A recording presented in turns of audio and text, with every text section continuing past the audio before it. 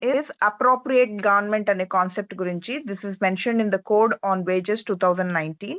Basically, appropriate government అంటే which government has passed a statute or rule అనేది central government or state government అని. So I am reading it. Under the Code on Wages 2019, the definition of appropriate government is crucial as it determines which authority, central or state government, has the power to fix minimum wages, make rules, and enforce the provisions of the code for different establishments. This is the whole thing about appropriate government. Which government is making the rules, enforcing the provisions of the code, which is fixing minimum wages. In this context, we need to understand which is the appropriate government, central or state government అనేది. As per section 2D of the Code on Wages 2019, the appropriate government means in relation to an establishment. Okay, establishment relation lo మాట్లాడుకుంటే appropriate government means belonging to or under the control of the central government, having branches in more than one state, of a factory belonging to or under the control of the central government, of a major port, mine, oil field or railway company, of a banking company or an insurance company, a corporation or other authority established by a central act, a central public sector undertaking or subsidiary companies set up by central public sector undertakings or autonomous bodies owned or controlled by the central government. Establishment of contractors for the purposes of establishments referred to in subclauses A to G, the central government. ఇది in relation to the establishment సంబంధించిన వరకు ఇవి. In relation to any other establishment, the state government. So ఇవి తప్పించి మిగతా any other establishment, the state government. So this is the appropriate government అన్నమాట. Anything that is belonging to or under the control of central government, having branches in more than one state, so then it will definitely be under the control of central government. A factory belonging to or under the control of central government, of the major port, mine, oil field or railway company, of a banking company or insurance company, all these things are there. In simpler terms, central government as the appropriate government ఎప్పుడవుతుందంటే, the central government is appropriate government for establishments that fall under its direct control or have a nationwide presence or are in specific sectors of national importance like railways, mines, major ports, banking, insurance, and central public sector undertakings. This also includes contractors working for these centrally controlled entities. So it can be relevant to the entire nation or in multiple states or in any of the important sectors that are of national importance. State government ఎప్పుడు as the appropriate government. State government as the appropriate government for all other establishments within a particular state that do not fall under the purview of central government as defined above. The respective state government is the appropriate government. This covers the vast majority of businesses and establishments operating within a single state. So this is what it means, what appropriate government means. What is the significance of this definition? The definition of appropriate government is significant because it determines who fixes the minimum wages. The authority to set and revise minimum wages for different scheduled employments rests with the appropriate government. So if it is within the state purview, then the state will become the appropriate government to fix the minimum wages for that particular establishment. If it is in the concurrent appropriate government, central government, it has the authority to fix the minimum wages. So who fixes minimum wages? Second thing is who makes rules under the code. Both the central and state governments have the power to make rules for the implementation of the code within their respective jurisdictions. Tarvata, who enforces the code? The responsibility for the enforcement of the code, including inspections and handling violations, lies with the appropriate government. So, in three contexts, this appropriate government and a definition is very significant. What are those three? Who fixes the minimum wages? Who makes rules under the code? Who enforces the code? Section 2D of the Code of Wages 2019 defines appropriate government as central government for railways, mines, oil fields, major ports, air transport services, telecommunications, banking, insurance companies, corporations established under central acts, central public sector undertakings. What is the central public sector undertakings? Where 50% or more of the shareholding is with central government. So this in all this context, central government is referred to as the appropriate government. When is state government referred to as appropriate government? All other establishments within that particular state, private companies, factories, local businesses, unless central government control exists. Thus, the division ensures clear responsibility for fixing minimum wages, monitoring payment of bonus, and addressing wage-related disputes under the code. So this is why appropriate government definition is very important. So the relevant cases for this concept include Heavy Engineering Mazdoor Union versus State of Bihar 1970. The court held that an establishment set up under a central act but operating commercially with its own discretion will not automatically be considered under the control of central government unless extensive governmental control is proved. Thus, deciding the appropriate government depends on the degree of governmental control. So this is an interesting thing. The court held that the establishment set up under Central Act లో ఒక establishment setup అయినంత మాత్రాన అది central government control కిందకి రాదు. What decides is how much of control is exerted by either government. Central government ఎక్కువ control ఉందా దాని మీద, స్టేట్ గవర్నమెంట్ ఎక్కువ కంట్రోల్ ఉందా దాని బేసిస్ మీదగానే the appropriate government concept will be decided అని ఈ కేసులో చెప్పారు. Second case is Air India Statutory Corporation versus United Labour Union. It is ruled that when an organization is instrumentality or agency of the government,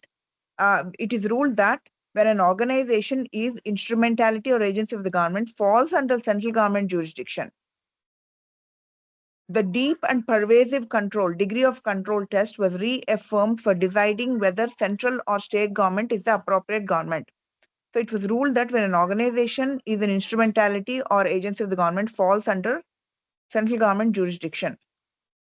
Venu garu adi ardham kalede naku. నేను explain చేస్తాను. బేసికల్గా ఏంటంటే appropriate government మనకి when do we get these cases is basically there are arbitrations that come to the labor courts where they are saying sir central government actually meeku basic floor wage ever set chestaru madam? Central government. Correct. So minimum wages ever set chestaru? Anything, central government or state government, depending on where the establishment is. So based on the floor wage, the central or the state government can set a minimum wage. So appropriate government eppudu ostadante when there is a dispute, but who will set the minimum wage, central or state government? దానికి code of wages లో section 2D లో ఇచ్చారు. ఇవి organisations ఈ వీళ్ళంతా central government చేయాలి, మిగతా అంతా స్టేట్ గవర్నమెంట్ చేయాలి. సో ద ఫస్ట్ కేసు ఏదైతే ఉందో హెవీ ఇంజనీరింగ్ మజ్దూర్ యూనియన్ లో వాళ్ళ కంపెనీ యాక్ట్ ప్రకారం the memorandum of articles and articles of association లో they said the central government is running the company. But actually there is a principal and agent relationship in it, wherein the principal has assigned an agent, which is the state government, which is running the company.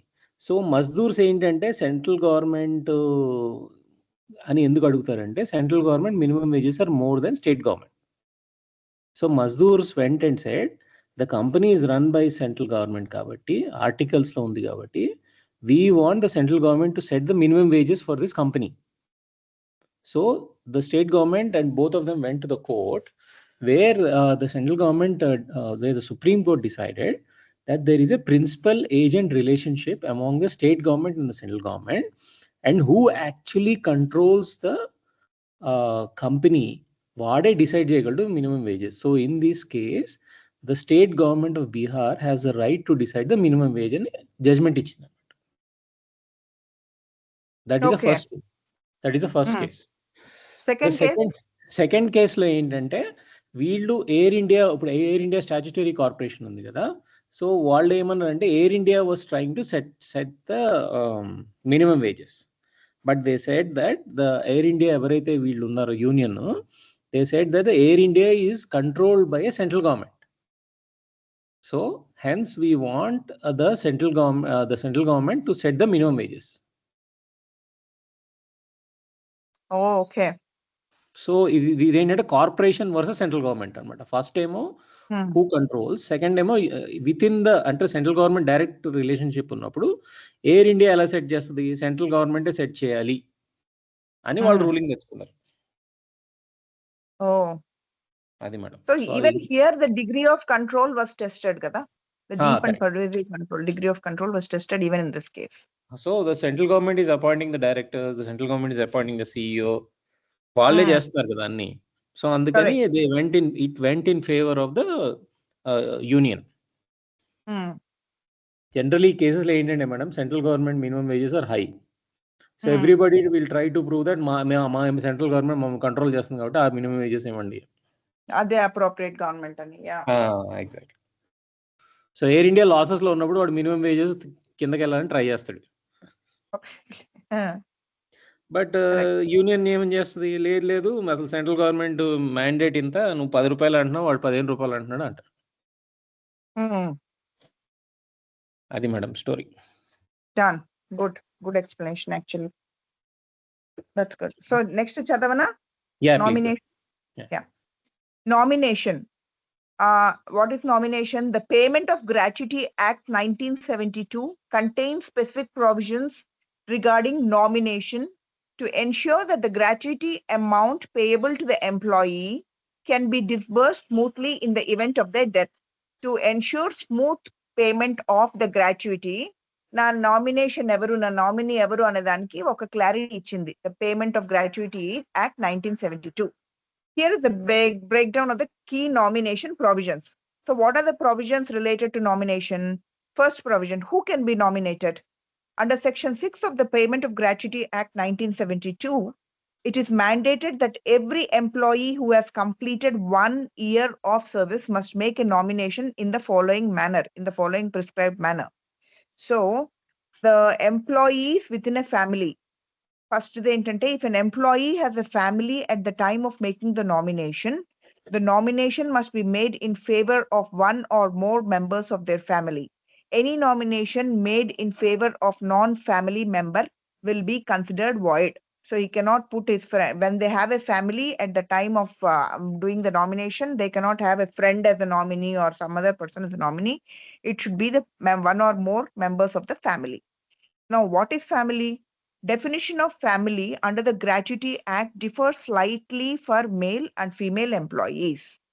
So for a male employee, what is the definition of the family? It includes the employee himself, his wife, his children, whether the children are married or unmarried, his dependent parents, the dependent parents of his wife, and the widow and children of his predeceased son, if any. So this is what constitutes nominees in the case of a male employee. So his wife, his children, పెళ్ళైనా పెళ్లి కాకపోయినా ఇంకా married or unmarried, ఆయన parents, his wife's parents, ఎవరైనా dependent parents ఉంటే, and the widow and children of his predeceased son. Just in case his son is married and his son passed away, the widow and the children of his son are also considered as eligible nominees for a male employee. For a female employee, it includes herself, her husband, her children, whether married or unmarried, her dependent parents, the dependent parents of her husband, and the widow and children of her predeceased son, if any. So even in female's case, it's the same set of people actually, just that the gender differs something. So same thing. Employees without a family. So this is the employees with a family.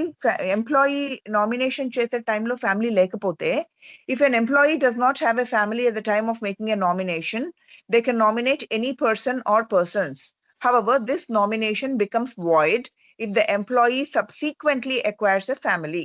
In such case, the employee must make a fresh nomination in favor of one or more family members. So at the time of nomination, if they don't have a family, they can put anyone's name as a nominee. But subsequently later, let's say that person got married, they should put their family members, they should make the changes in the nomination and put their family members as a nominee. It is rule under Section 6 of the Payment of Gratuity Act 1972. Now, so first thing what we said, who can be nominated, what constitutes a family. Now, how to make a nomination? So first you fill the form F. The nomination must be made in the prescribed form F. Submission.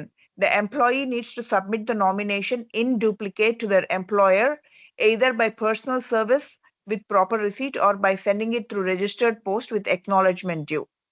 Verification by employer. Within 30 days of receiving the nomination in Form F, the employer must verify the service particulars of the employee as mentioned in the form and return a duly attested duplicate copy to the employee as a proof of recording the nomination. The original copy is kept by the employer. These are all formalities. Witnesses. The nomination form must be signed by the employee or bear their thumb impression if illiterate in the presence of two witnesses who must also sign a declaration on the form. So there should be witnesses also. So fresh nomination cheyali ante, if an employee acquires a family after making a nomination in favor of a non-family member when they had no family, they must make a fresh nomination in Form G within 90 days of acquiring the family. So nomination చేసేప్పుడు family లేదు, తర్వాత family వచ్చింది. So they have to do a fresh nomination in form G within 90 days of acquiring the family. The process of submission and verification is the same as for the initial nomination. So పైన చెప్పిన 4 steps follow అవ్వాలి. Form F, submission, verification by employer, witnesses. ఆ process అంతా సేమే, but this stipulated time period of 90 days within acquiring a family, fresh nomination has to be done. What if I want to modify the nomination? An employee can modify their existing nomination at any time subject to the rules regarding family members. The modification should be done by submitting a notice in Form H in duplicate to the employer, following the same procedure as for the initial nomination. What I am not sure is, let's say he put his wife or the wife put a husband as the nominee, and then later they had a dispute. So will that go to a court of law? I don't know, but we can discuss that later. Modification of nomination law. Anyway, effect of nomination. A nomination becomes effective from the date it is received by the employer. So not by the date it is received from the employer, the nomination becomes active. In the event of employee's death, the gratuity amount will be paid to the nominee as per the nomination. If no valid nomination exists, the gratuity will be paid to the employee's legal heirs. This can sometimes lead to delays and legal complications. What are the statutory provisions? Statutory provisions are in the Kanukunna to Section 6 of the Payment of Gratuity Act 1972. This deals with nomination. Next thing is the Rule 6 of Payment of Gratuity Central Rules 1972 prescribes the form and procedure. In the form and procedures anta Rule 6 cheptundi. The entire thing is mandated by Section 6 of the Payment of Gratuity Act. Key points about nomination. Mandatory requirement. Every employee who has completed 1 year of service must make a nomination in favor of one or more persons. So nomination is mandatory. Who are the eligible nominees? Again, must nominate family members if the employee has a family at the time of nomination. If the employee does not have a family, they can nominate anyone. However, once the employee acquires a family, that is by marriage or childbirth, the earlier nomination becomes invalid and a fresh nomination in favor of family members must be made. This is pretty much a revision we are doing of what we have already read. Form of nomination. Nomination must be submitted in Form F as per the rules. It should be signed by the employee and submitted to the employer. Multiple nominees. Employee can distribute gratuity among multiple nominees in specified shares. This is important. They can distribute the gratuity. Okkalake ellakarledu, they can do a distribution. So multiple nominees can be there. Modification of nomination. Employees can modify nominations anytime by giving a written notice in Form H. Fresh nomination is required upon changes like marriage, death of nominee, or birth of a family member, and they must submit Form G within 90 days of acquiring a family. So, yeah. Form G కాదు ఇక్కడ Form H అనుకుంటా. Form G నా. Modification of nomination. Second point should be Form G or Form H. Anyway, we'll see. Because Form G is when they acquire a family, but Form H is for modification of nomination. So, Yeah. Form H ఏమో కదా అది? Yeah, H madam. Yeah. Okay. G is new nomination, H is change. Correct. So modification of nomination, it should be Form H within 90 days of acquiring a family or something. I don't know. Modification lo rendu cases చెప్తున్నారులేండి. Sorry. One is you want to modify the existing nominee. One is you have acquired a family now and therefore you are submitting Form G. Yeah, it's right only. Actually, you are talking both types of cases. Okay. Employer's duty. Employer must keep the nomination in safe custody and record it in their register. Nomination must be acknowledged and attested in writing. Some examples have been given. If Ravi nominates Ravi, a single person, nominates his brother but later gets married, he must revise with Form H the nomination to include his wife because she is now the family member. Another example is if Anita married nominates her husband and later divorces, she must file a fresh nomination Form G if she wants to nominate someone else. So this is modification of nomination. So the Form G submit cheyali. Important judicial interpretation. Delhi Cloth and General Mills Company Limited versus Workmen, 1970. The court emphasized that gratuity is a statutory right and nomination ensures smooth succession of that right without legal complications or delay. So gratuity is a statutory right kabatti adi enta smooth ga danni implement cheyagaliతే anta better. Therefore nomination అనేది should be very clearly and aptly described and procedure followed. అది చెప్పింది ఈ కేసులో.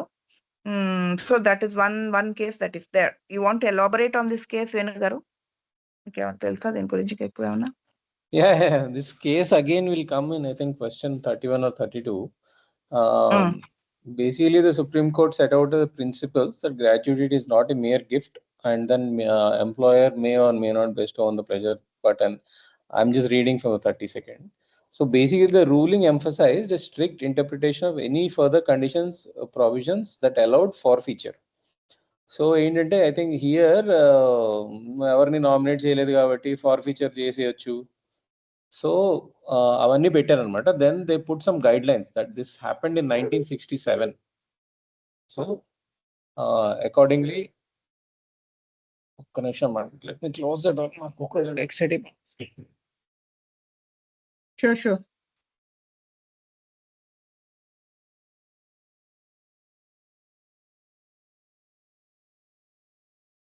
Sorry. So basically ఏం లేదు అంటే companies misuse చేసి ఫోర్ఫీట్ చేయడానికి ఈ ఫామ్లో ఫిల్ చేయలేదు, ఆ హెచ్ ఫిల్ చేయలేదు కాబట్టి ఫోర్ఫీట్ చేయడానికి లేదు అని ఒక కండిషన్ పెట్టారు అన్నమాట. Okay. Taking an extreme case, an employee cannot lose their gratuity except on clearly established and legally permissible grounds if their forfeiture is to be legally justified.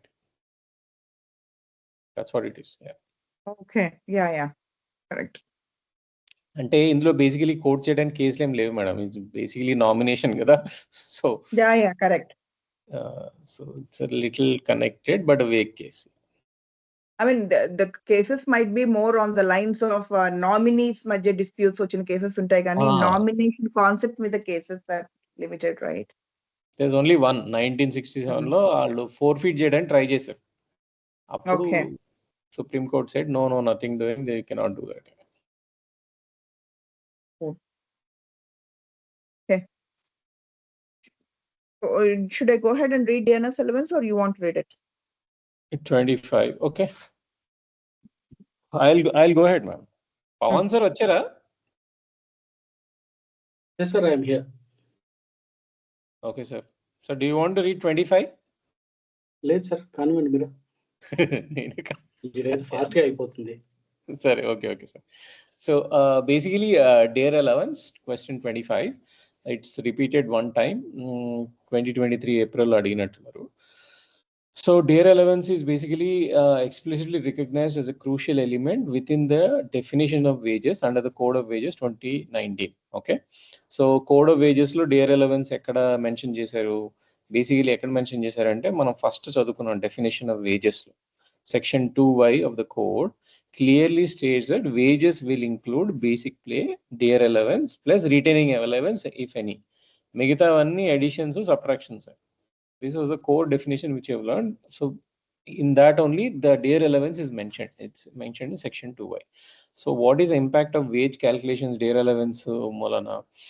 One ఏంటంటే being a concept of wages under the code has several implications. One is minimum wages. When appropriate government fixes wages, the DA component will take into account the minimum wages set must include the basic right of the wages as well as a DA allowance.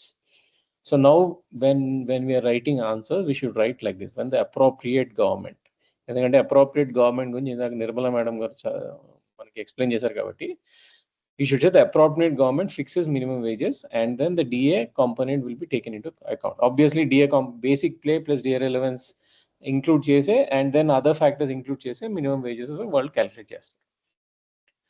Okay, and then what is the impact on overpay? Overpay wages etla impact అవుతాయి based on DA relevance. Overtime wages, which must be at least twice the normal rate of wages, will be calculated based on the wages calculations. Wages lo anyway DA ఉంది కాబట్టి overtime లో కూడా basic plus DA add అవుతుంది. So overtime కూడా మీకు ఎక్కువ వస్తుంది. And deductions, permissible deductions from wages as specified under the code will be applied to the total wages including DA. Same thing, మీరు డిడక్షన్స్ ఉన్నప్పుడు important thing ఏంటంటే okay నాకు deductions ఉన్నప్పుడు నాకు ఓన్లీ బేసిక్ పే మీదే డిడక్ట్ చేయండి, dear allowance మీద చేయొద్దు అంటే అవ్వదు. Permissible deductions from wages, whatever is permitted. In the first question only we have studied what is permitted, what can be deducted from the wages, part below. So permissible deduction from wages as specified under the code will be applied to the total wages. So DA కూడా include అవుతుంది. So ఎవరన్నా మనం confuse చేయడానికి try చేసినా లేదు total basic play plus DA మీదే మీకు deductions కూడా డిడక్ట్ అవుతాయి అని మనం చెప్పాలన్నమాట, or clarify చేయాలి labour. Next, interaction with exclusions from wages. The code provides a list of exclusions from definition wages such as HRA, conveyance, allowance, bonus, etc. However, there is a significant condition. The total amount of these exclusions cannot exceed 50% of the total remuneration. If it does, the excess amount is considered part of wages. The inclusion of DA becomes important in ensuring that the wages consider at least half of the total compensation, potentially influencing how employers structure salary packages. So basically, when you say wages, what he's saying is whatever deductions you do, you cannot do more than 50%. There is one exception to that, which we'll talk later. But 50% can equal deductions undakodu. Whatever deductions you're deducting from the salary. So our 50%, what 50% of what? 50% of wages, which includes the DA and the basic pay. That's what they're trying to say. So when HR is trying to deduct, they have to calculate the basically plus HR plus DA allowance. దాని మీద 50% కన్నా ఎక్కువ deductions ఉండకుండా చూసుకోవాలన్నమాట. So linking to cost of living, the fundamental purpose of DA remains to compensate employees for the rise in cost of living. While the code itself explicitly detailed the mechanism of DA calculation revision, it is expected the appropriate governments will continue to link DA adjustment to relevant consumer price indexes to protect the real wages of the employees. The draft rules under the code have indicated an intention to periodically revise the DA allowance linked to the minimum wage. In essence, the code of wages formally recognizes DA allowance as an integral part of employees' wages. Their inclusion has impacts for the determination of minimum wages, overtime, and overall structure of the company's compensation, particularly in relation to the cap on exclusions from the definition of wages. So what they are trying to say is the DA allowance ఎలా calculate చేస్తారు అనేది యూజువల్గా ఏంటంటే ఇది central government gazette or state government గెజెట్లో publish అవుతుంది. DA allowance ఎంత ఉంది based on the pay scales. So what they're trying to say is the fundamental purpose of DA is basically ఎందుకు మనం DA ఇచ్చాము లేబర్కి is basically to compensate for the rise of cost of living, which is basically inflation. So DA calculation revisions law, appropriate governments will continue to link DA adjustment to relevant consumer price indices. So they might take consumer price indices to protect the real wages of the employees. So different parameters తీసుకుంటారు అంటే మనకి exact వాళ్ళు ఎలా calculate చేస్తారో మనకు తెలియదు. So as the code is yet to be fully implemented with rules notified, the precise mechanisms for DA calculations and revisions will come clearer once the relevant regulations are finalized by the state and central governments. So ఈ code just 2019 లో వచ్చి maybe 5 or 6 years into existing వచ్చింది కాబట్టి DA allowance every 5 years వాళ్ళు renew చేయాలి కాబట్టి along with the pay revision DA కూడా చెప్తారు కాబట్టి ఇంకా ప్రాపర్ వాళ్ళు ఎలా క్యాలిక్యులేట్ చేస్తారో మనకి తెలియదు. for the timing, but in future we might know. So the key features of a DA under the code is DA is one of the third essential inclusions in the definition of wages, which you already know. Impact on calculations, minimum wages change होते, bonuses change होते, overtime change होते, PF contribution change होते, gratuity change होते, compensation of layoffs and retrenchments will also change based on what the person's DA is. And revisions based on inflation. DA is usually revised twice a year, April and October, based on the change in consumer price index. So here the DA every year ki 2 times April, October lo DAs change చేస్తున్నారు అంటే consumer price index inflation బట్టి change చేస్తున్నారు. But they are not telling us the calculation. Uniformity across sectors. Earlier DA was different, treated under different acts. Now the code, the inclusion is uniform across industry to avoid ambiguity. So DA earlier different acts unde kabatti different ga interpret chesevaru. Now there is only one code, so there is uniformity across industries and the ambiguity is avoided. So practical example, if an employee basic pay is 20,000, DA is 5,000, his wages for the gratuity, bonus, everything is 25,000. 25,000 లో 50,000 మనం deduction చేయాలి. Beyond that you cannot do. And this case, Crown Aluminium Works and the Workmen, in this momentous decision of Supreme Court, it was concluded that the wages and arrears are not a favor from the employer to be given to the workman, but the right of the workman. The judgment also gave rise to industry cum region formula for wage fixation, which requires ministry to take into account various factors like cost of living and growing concern in the industry and different. This was basically a very old case in 1958 where the aluminum industry workers fought with their company because the company felt that the wages and day allowance are basically what they're giving it as an extra and it is not their right. Supreme Court clarified that it is their fundamental right to get the wages and day allowance, and it also specifically said that you're not doing a favor. It also said that the minimum wages appudu basically it was trying to get it close to a fair wage, where they said that the other factors also may include cheyali, like cost of living, industry lo growing concerns. So like coal industry at that time had different concerns, aluminum industry had different concerns because occupational hazards lapte long term diseases were prevalent in these industries. So the Supreme Court concluded no industry has a right to exist if it is not able to pay the wages of its workmen, at least bare minimum wages. This illustration example illustrates how the idea of DA and an industrial concept provides some kind of equilibrium between gross wages as used in securing the real wages. So this was a very old case which fought for the day allowance and the main wages as a fundamental right for the laborers. The other one is Wool Combers of India Limited versus Wool Combers Workers Union. In this decision, the Supreme Court reaffirmed the basis of day allowance, which is supposed to have as a compensation against the reduction of real wages at the hands of inflation. The Supreme Court did also insert the caution that it is not all the employees who are justified to receive a full 100% for the rise in cost of living, especially employees on higher wages. The Supreme Court confirmed the survival of the industry cost and capacity would nonetheless be a vital condition in fixation of the DA. Thus, means that some reasonable offsets were balanced by ministry under the real wages as against possibilities continuous economic provided to the employees. I think in this case, what happened is the Supreme Court basically the DA allowance ఏదైతే ఉందో వీళ్ళు DA allowance industry standards ప్రకారం మనము ఇంతే ఇవ్వాలి, inflation ఇంతే ఉంది కాబట్టి DA allowance ఇంతే ఉండాలి అన్నప్పుడు ద వూల్ కోంబర్స్ వాళ్ళు ఏమన్నారంటే, సార్ ఈ ఇండస్ట్రీలో వేఫర్ థిన్ మార్జిన్స్ ఉన్నాయి, మేము సర్వైవ్ అవ్వలేము అంత ఇచ్చినప్పుడు. And second thing, already employees కి తక్కువ శాలరీ వచ్చేవాళ్ళు వేరు, ఎక్కువ శాలరీ వచ్చేవాళ్ళు. ఎక్కువ శాలరీ వాళ్ళకి కూడా ఇంత డిఏ ఇంత పెంచేస్తే మేము సర్వైవ్ అవ్వలేదు అన్నప్పుడు supreme court gave one judgment where it confirmed the survival of the industry. Survival అసలు ఇండస్ట్రీనే సర్వైవ్ అవుతే మీకు ఉద్యోగాలు ఉండవు. So nonetheless it put some conditions for the fixation of DA. అంటే ఆల్రెడీ శాలరీస్ ఎక్కువ ఉన్న వాళ్ళకి డిఏ అంత ఇవ్వకండి, తక్కువ ఉన్న వాళ్ళకి maybe you can give what the recommendation is.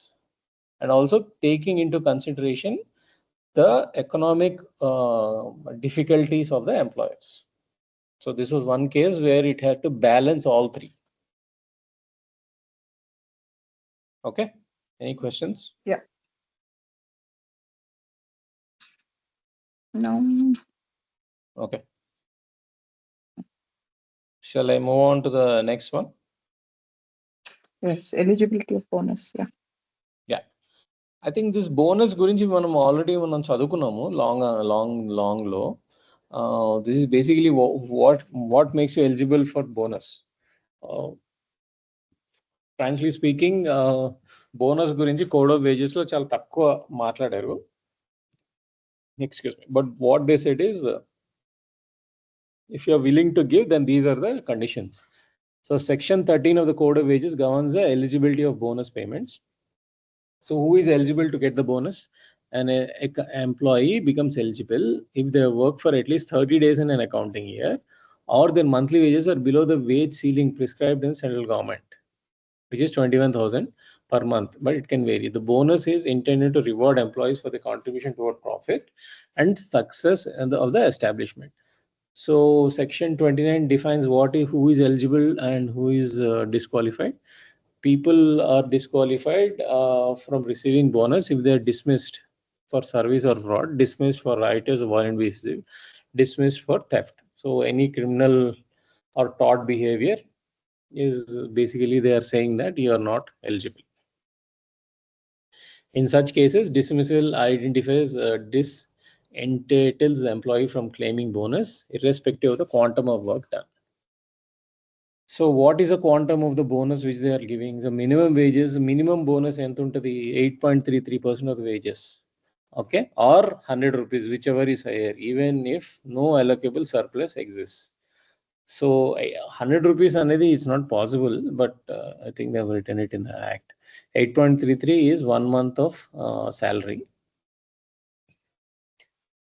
And the maximum bonus they can get is 20% of the annual wages, which is 2.5 months of the salary. And beyond that, it will go to the allocable surplus, which can be offsetted for the next year.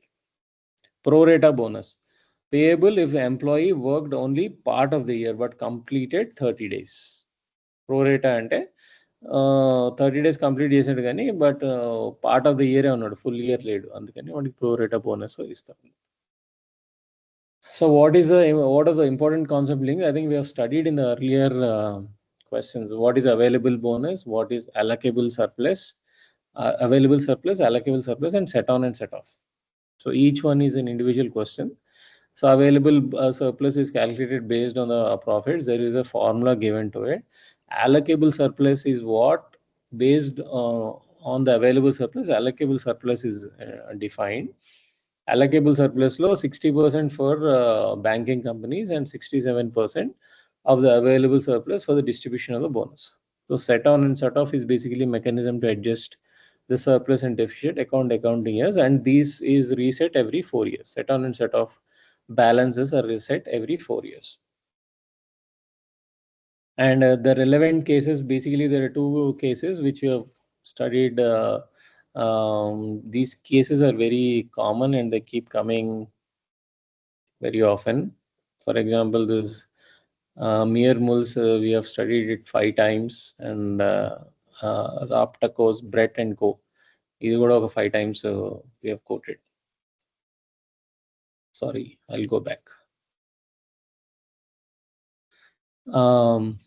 So mere mulls lo entante the Supreme Court clarified the bonus is not purely an act of employees' generosity, but a statutory right emerging from the concept of wages. So this was given in 1960, very old case, where we said that the bonus might be a statutory right. The court stressed that even in years when the profits are low or absent, the minimum bonus prescribed must be paid unless exempted by specific conditions. Gross earnings are relevant, only real profits matter for bonus computation. This landmark case anchored bonus as an inseparable part of labor welfare, creating binding obligations upon employers. So 1960 లో bonus ఇవ్వాల్సిందే, real profits ఉంటే బోనస్లు ఇవ్వాల్సిందే అని ఒక case చెప్పారనమాట, which is a very important case.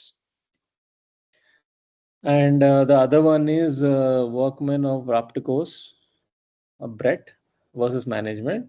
The court held that the bonus is intrinsically tied to employees' right, not a voluntary benefit. And it underscored that the bonus calculation must consider fair wages consideration and the employee's rightful share in the profits. The court also emphasized that the ability to pay bonus depends not just on profit statements but on ensuring workers receive reasonable compensation for their role in productivity. This reinforced that bonus payment should not be avoided on technicalities and must reflect genuine distribution of industrial gains and among stakeholders. So both the cases, e case lo kuda, where yes, we are paying minimum wages kada, malli why should we pay more bonuses? So the court has given a calculation which were slightly leaning towards the fair wages. So if you look at the hierarchy, the floor wage is the rock bottom, దానిపైన minimum wages ఉంటుంది, దానిపైన మీకు fair wages ఉంటుంది, దానిపైన living wages ఉంటుంది.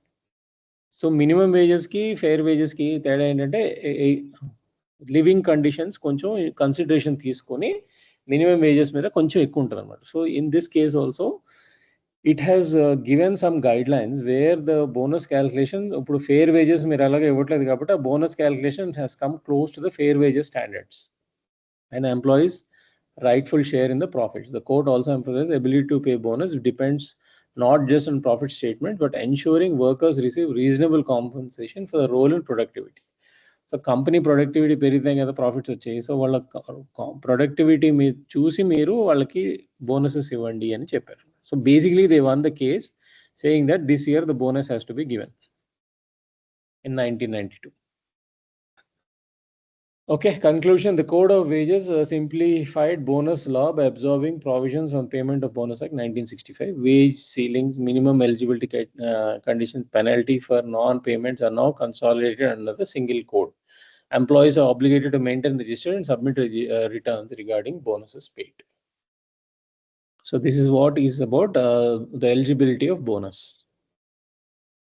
Okay, so basically section 26 and section 29 is the core thing. Migitha vanni we have linked different concepts where we have studied earlier. Okay. Any questions? Okay, we'll move to the next one. I'll take over from here, sir. Yeah, please, sir, please. Thank you, sir. Yeah, thank you. Question 27, employer's liability for compensation. If anything happens to any employee, what kind of liability employer holds, like injury or death. So under the this comes under the Employees Compensation Act 1923. Introduction. The Employees Compensation Act 1923, earlier called earlier it was Workmen's Compensation Act, aims to impose statutory liability on employers to pay compensation to employees for injuries arising out of and during the course of employment. So this becomes mandatory for any employer because it is statutory liability. It is a no-fault liability statute, meaning an employer is liable even without employee proving negligence. Okay. Essentials of employer's liability arising out of employment. The injury must be connected to work duties. So injury has to be related to the work only. During the course of employment, injury must occur during work hours at workplace in reasonable extension of employment. Personal injury, physical or mental harm caused by an accident or occupational disease. Compensable accidents includes accident during work, while traveling for work, if employer provided, or even due to employer's negligence. Exemption from liability. No liability of injury is due to intoxication, willful disobedience of safety rules, or intentional self-injury. Intentional self-injury or not following the rules, or intoxication. Compensation. What kind of compensation is payable? It is one is death, 50% of monthly wages, and from that time onwards, from the death time onwards, 50% of the monthly wages, and a relevant factor. This is calculated based on age. or 1,20,000, whichever is higher. Relevant factor or 1,20,000, whichever is higher. Okay. Permanent total disablement, 60% of monthly wages, and relevant factor 1,40,000 minimum. That is the minimum amount they need to pay. Permanent or partial disablement proportionate to this loss of earning capacity as assessed under Schedule 1 of the Act. If whatever the kind of partial disablement is there, as per the proportionate that. Temporary disablement, half monthly payments of 25% of monthly wages. Half monthly payments of 25% of monthly wages. Okay. Relevant cases. Is this clear? This question little bit. Yeah, clear. I think it is half monthly payments or kada or 25% of monthly wages. Sorry. Okay. Yeah. Okay. Thanks, man. Yeah.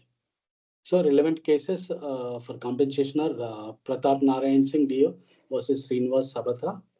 The Supreme Court held that the liability of the employer to pay compensation arises immediately upon the occurrence of an accident resulting in personal injury to a workman. It rejected the employer's argument that compensation could be delayed until after formal adjudication. The court emphasized that once it is shown that employee suffered disablement due to an accident. Hello. Hello. Sir, my voice break అవుతుంది Bhavan. One moment.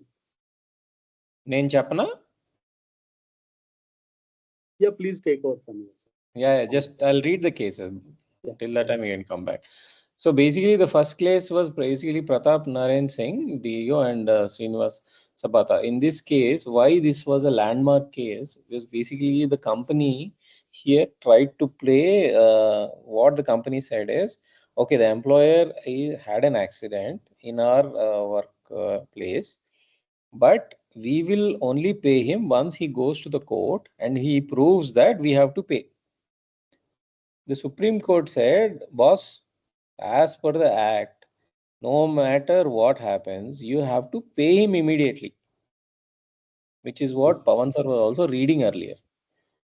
First and you first pay, then we'll talk. Yeah, immediately support cheyali. Immediately వాడికి డబ్బులు ఇచ్చేయాలి. Because వాడు నీ work place లో injure అయ్యాడు, నువ్వు కోర్టుకు వచ్చి వాడు కోర్టులో కేసు గెలిచినాక డబ్బులు ఇస్తావంటే it's is not acceptable. The court emphasized that once it is shown that the employee suffered disablement due to accident arising out of employment, the liability is automatic. The case solidified the principle that education only quantifies the amount. అంటే మీరు కోర్టుకి వెళ్ళింది sir వాడికి ఎక్కువ ఇచ్చేసాం తక్కువ ఇచ్చేసాం అనేదానికే కానీ it doesn't create liability, reinforcing employee rights under a beneficial statute. So in that context, this case set a landmark judgment. So ఎవరైనా వాళ్ళు ఇవ్వకపోతే కోర్టులో డ్రాఫ్ట్ చేసినప్పుడు సార్ ఈ సుప్రీం కోర్టే చెప్పింది సార్ ఇమీడియట్గా డబ్బులు ఇచ్చేసేయాలని, సో మీరు మాకు రిలీఫ్ ఇవ్వండి అని వెళ్ళొచ్చు అనమాట labour courts. Okay. The second case also, I think we have studied earlier, this McKinnon, McKinsey and Co. versus Ibrahim Mohammed Ishaq. So basically in this case, occupational, I think it was occupation, madam was reading. 1 minute, sir. So madam, occupational accident. Occupational accident. So in that only we read about this case. In this case, the court clarified the phrase arising out of employment. అంటే Pavan sir last time we were discussing కదా, arising out of employment, there should be a casual connection between the employer and the accident. So unless that connection is not established, they need not pay. But if the connection is established, then they have to pay. Yeah. So mostly this comes out of employment premises. Correct. అంటే for example somebody coming to the office but I'm dropping my kid, ఆ school నుంచి వచ్చేటప్పుడు నేను పడిపోయాను, so they have to establish a connection. Or in another case where we were saying, sir, software company where the employee was forced to go in a particular direction, and met with an accident. So there is a definite causal connection there. There is also this concept of notional extension. So court will interpret that principle also when deciding cases. Yes, madam. Yesterday మీరు రానప్పుడు ఆ notional extension గురించి చదువుకున్నాం question 19. I will read later. Okay, sorry Pawan sir, we'll go to the next one. 28. I'll continue with recovery of bonus. Yeah. Recovery of bonus. I mean, this question is about how to recover the bonus part from employer. So introduction, the Code on Wages 2019 consolidates laws relating to wages and bonus and incorporates provisions for the payment, non-payment and recovery of bonus for eligible employees. The recovery mechanism is aimed at protecting employees' rights where employers fail to pay bonus dues. If employer is not paying the bonus as per calculation or statutory or as per contract, then this comes into picture. Eligibility for bonus, minimum eligibility, employees earning wages up to 21,000 per month and having worked for at least 30 days in an accounting year. And quantum is minimum 8.33% of wages or 100, maximum 20% of wages. Set on and set off profit linked mechanism, adjusting bonus in profitable and loss years. This we discussed set on set off allocable level. So non-payment or short payment. If an employer fails to pay the bonus as per statutory entitlement or pays less than the due amount, but the statutory entitlement annadi ipudu not it's not applicable right now, right, sir? Yes, sir. Earlier Sir, it was not mandatory, applicable, right? Code of Wages law, it is not applicable. Yeah. Okay. The employee can initiate a recovery process under the code. A special officer called the inspector cum facilitator appointed under section 51 of the code can intervene. Recovery provisions section 45, employee can file an application before the prescribed authority. Normally it is labor commissioner. Section 54 is the prescribed authority can issue a certificate of recovery to the collector to recover the due amount as if it were an area of land revenue.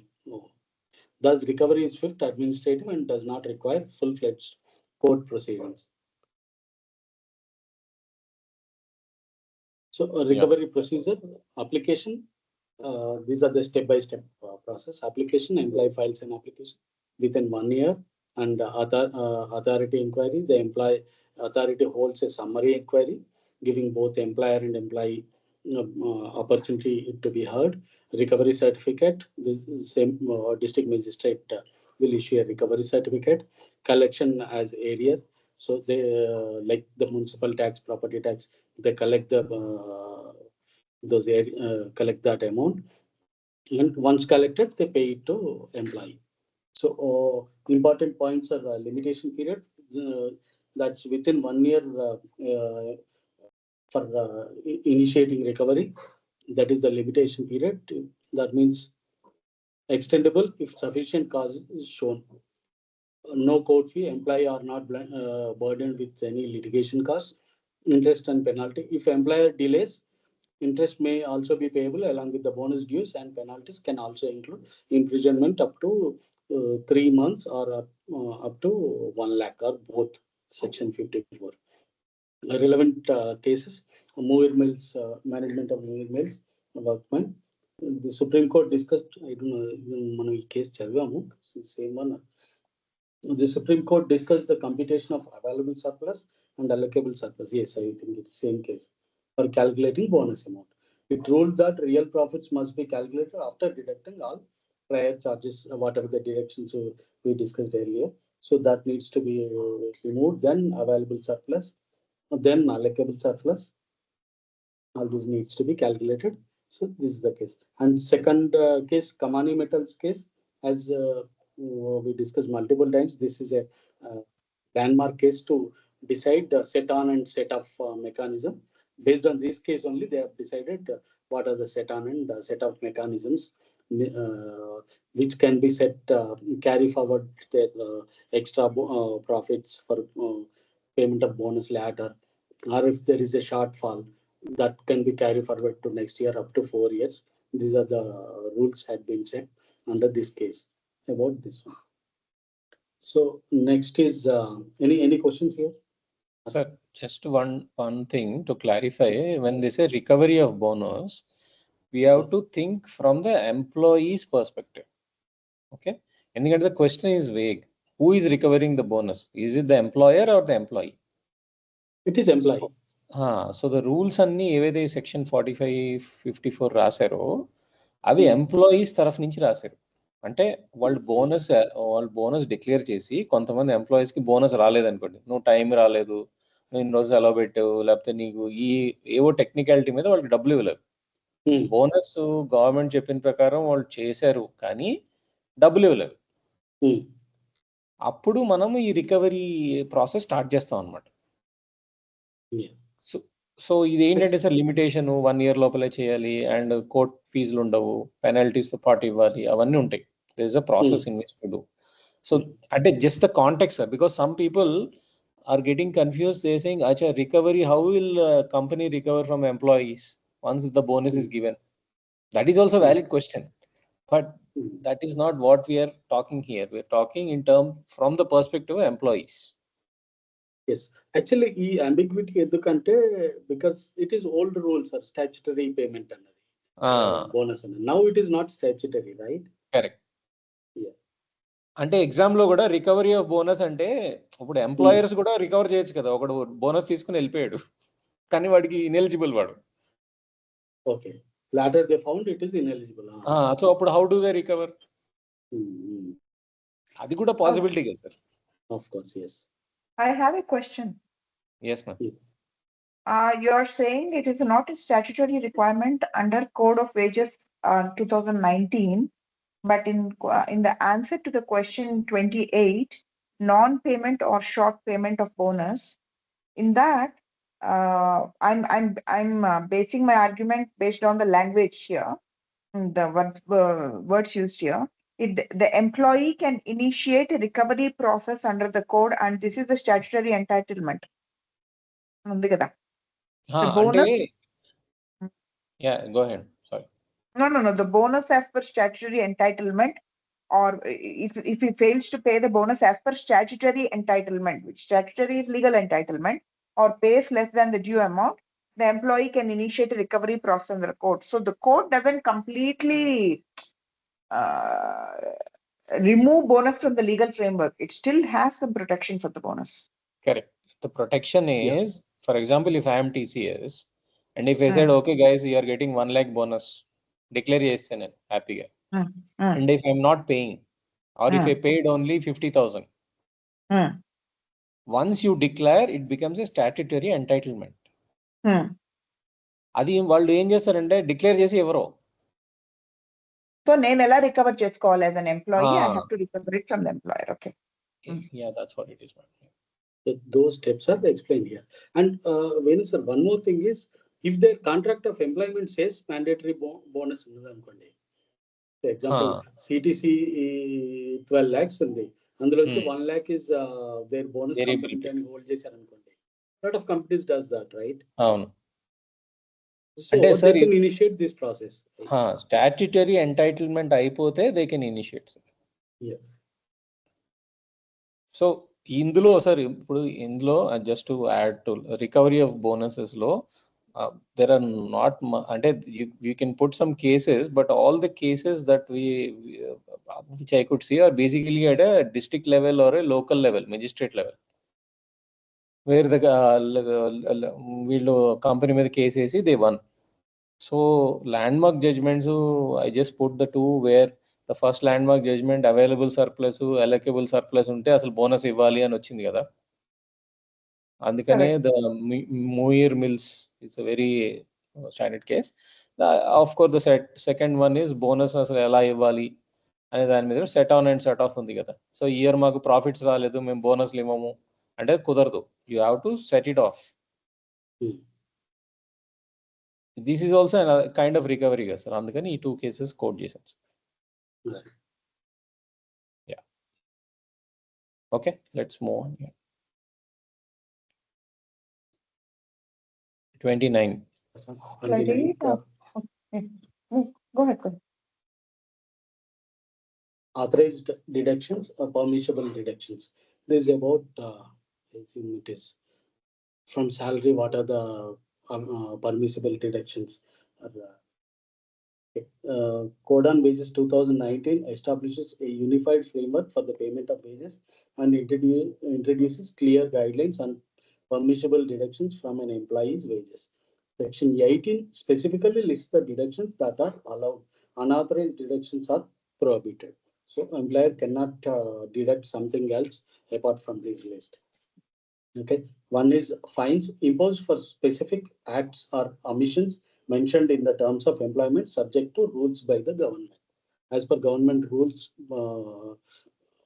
whatever the employer mentions in their contract of employment for any fines.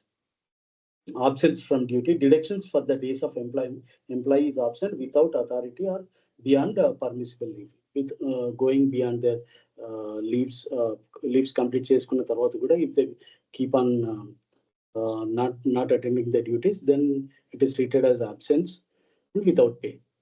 Damage or loss, for loss or damage to goods or money expressly entrusted to the employee caused by negligence or default. Hearing opportunity must be given before deduction.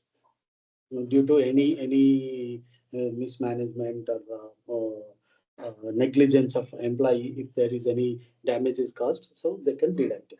House accommodation deductions for government or employer provided housing, quarters provide just then they can do HRA deduction. Services rendered, deductions for any amenity or service provided by the employer. They can give example, sometimes they provide bus facility, they can deduct that amount. Advances recovery, deductions towards recovery of advance of any kind, including salary advance. This is common. Loans recovery, recovery of house building loans or other approved with appropriate government sanction. Income tax statutory services. This is deductions of income tax or any other mandatory statutory deductions like TDS, those kind of things. Social security contribution, deductions towards provident fund, pension fund, or any other lawful welfare fund contributions. Cooperative society, recovery for dues to cooperative society with written consent. Insurance premiums for life insurance policies or schemes approved by the government with employee authorization. This is only applicable for LIC, not for non-LIC insurance companies. Union membership fees, deductions for trade union membership fees with employee consent. Court authority orders, compliance with court decrees or orders from competent authorities. Other government approved deductions permitted under government notification for employee welfare or relief funds. If there are any relief funds which government approves, that also can be deducted. Recovery of loans from funds constituted for labor welfare as prescribed by the government. And limitations on deduction, maximum cap. The total deduction in any wage period shall not exceed 50% of the total wages payable. It cannot go beyond 50%. Where deductions involve housing loans or welfare fund loans, the limit may extend up to 75% of wages. If they have any housing loan, those kind of things, it can be deducted up to 70%. Excess recovery, if deductions exceed the limit due to exceptional circumstances, the excess can be carried forward and recovered in future wage periods as per rules. If it goes beyond 75%, then it can be deducted. It can be carried forward and deducted future loans. Key protections for employees. Prior authorization, certain deductions like insurance premium or union fees needs a written consent of the employee. Fair hearing in case of damage or negligence. Is specific to damage or any negligence loss caused by damage, any damage. So those scenario, they need to give a fair hearing opportunity to an employee. No unauthorized deductions. Employers cannot impose any deduction not expressly listed under Section 18. Relevant cases, Hindustan Paper Corporation versus Labor Code. The Guwahati High Court ruled that wage deductions for alleged negligence must comply with the natural justice principles, the employer cannot unilaterally deduct wages without providing the worker an opportunity to be heard. So they need to give an opportunity to employ why it caused a loss.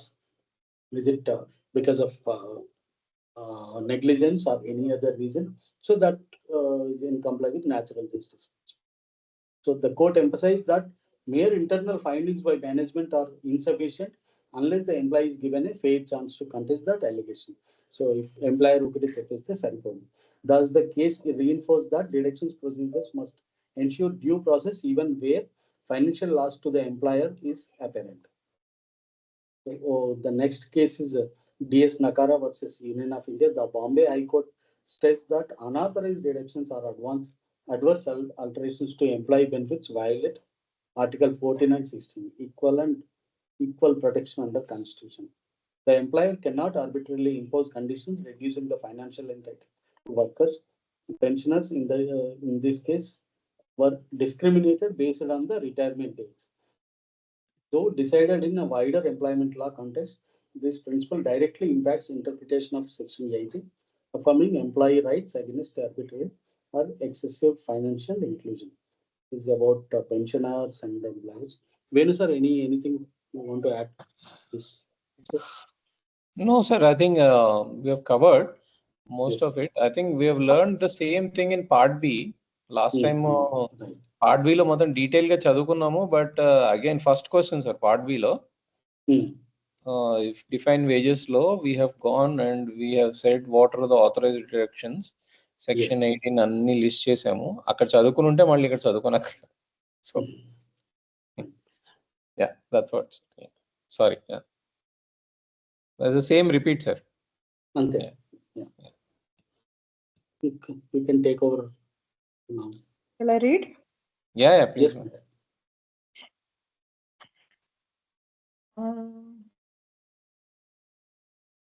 Well, that impacts affirming employees' Question rights. 30, labor welfare. 30. Yeah, నేను ఇంకా previous question లేదా I'm mumbling on DS Nakara case. 1 second, just give me 1 second. Huh? Yeah.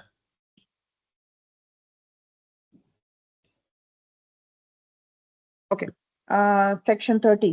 See, question 30. Labor welfare. This is an Factories Act 1948, Chapter 5.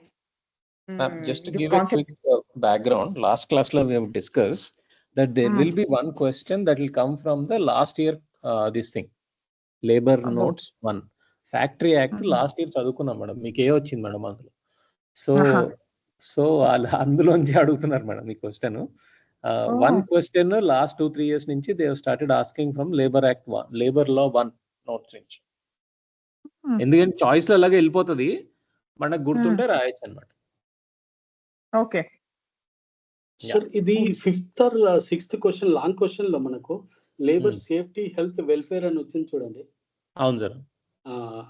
అది అంటే long question కూడా అందులోదేనా sir? Safety wealth లేదు sir, అది unit 5 అది labour welfare. State health safety health welfare, safety health అది unit 5. మనది industrial disputes, factory act అవన్నీ last year చదువుకున్నాం కదా సార్, అంటే లాస్ట్ సెమిస్టర్ చదువుకున్నాం. Okay. What is industry, what is trade unions, దాని రిజిస్ట్రేషన్ ఎట్లా, ఫ్యాక్టరీస్ యాక్ట్ ఏంటి, ఇవన్నీ. Okay. In the Factories Act 1948 is a landmark legislation that governs the health, safety, and welfare of workers in factories. Chapter 5 specifically deals with welfare measures, ensuring that workers are provided with facilities contributing to a humane working environment. So this is about worker welfare and their working conditions in the factories. So what are the key labor welfare provisions that are mentioned in this Factories Act 1948? First is Section 42.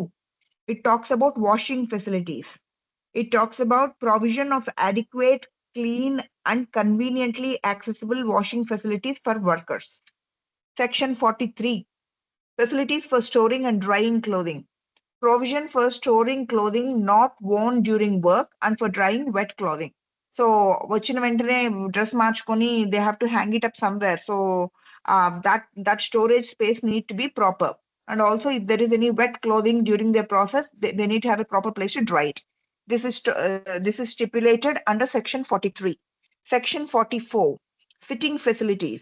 Suitable arrangements for workers who are obliged to work in a standing position, enabling them to sit when possible. So any work that involves long hours of standing, they need to be provided proper sitting facilities when they want to rest. Section 45 talks about first aid appliances. Factories must provide and maintain first aid boxes or cupboards equipped with prescribed contents. Special provision for large factories to appoint certified medical practitioners. If the by large factories, they mean where there are more than 500 workers, there should definitely be a certified medical practitioner in the facility to attend to any cases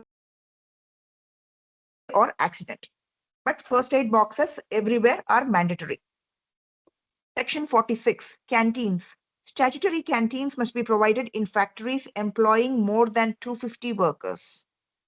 Section 47, shelters, restrooms, and lunchrooms.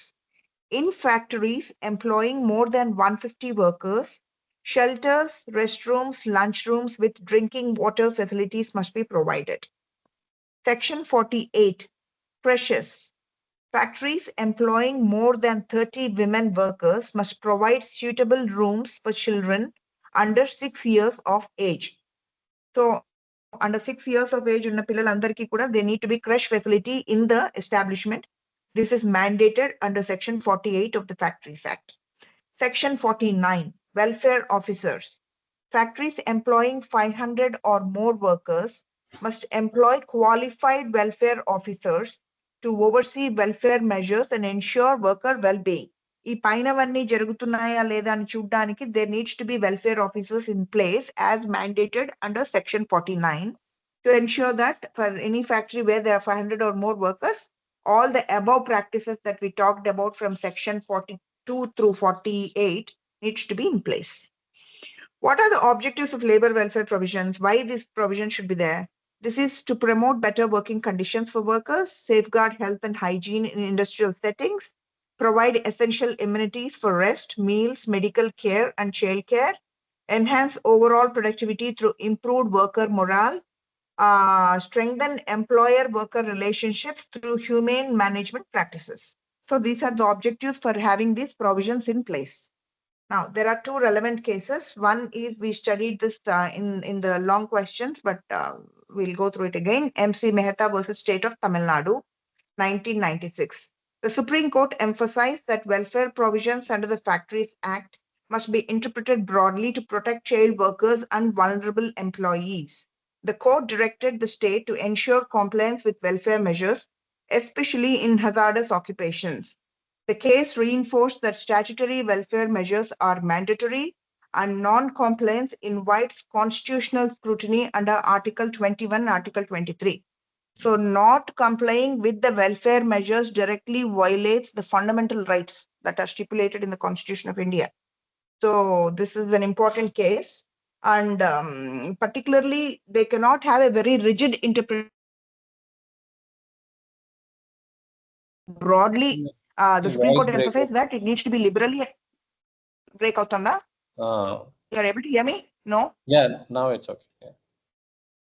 So the Supreme Court said it needs to be liberally and broadly interpreted in terms of child workers and vulnerable employees. This is the first case. Is it okay now? I mean, I keep checking because I don't want people to miss out. No, it's okay, ma'am. Go ahead. Rajesh Yadav versus State of Uttar Pradesh, 2019. Seems like a slightly later case, recent case. The Allahabad High Court ruled that the obligation to provide welfare facilities such as first aid, canteens, creches, and restrooms under the Factories Act cannot be waived even if financial difficulties are pleaded by employers. Employers మా దగ్గర డబ్బులు లేవు, మేము ఇవన్నీ provide చేయలేము అని చెప్పడానికి వీల్లేదు. These are mandatory.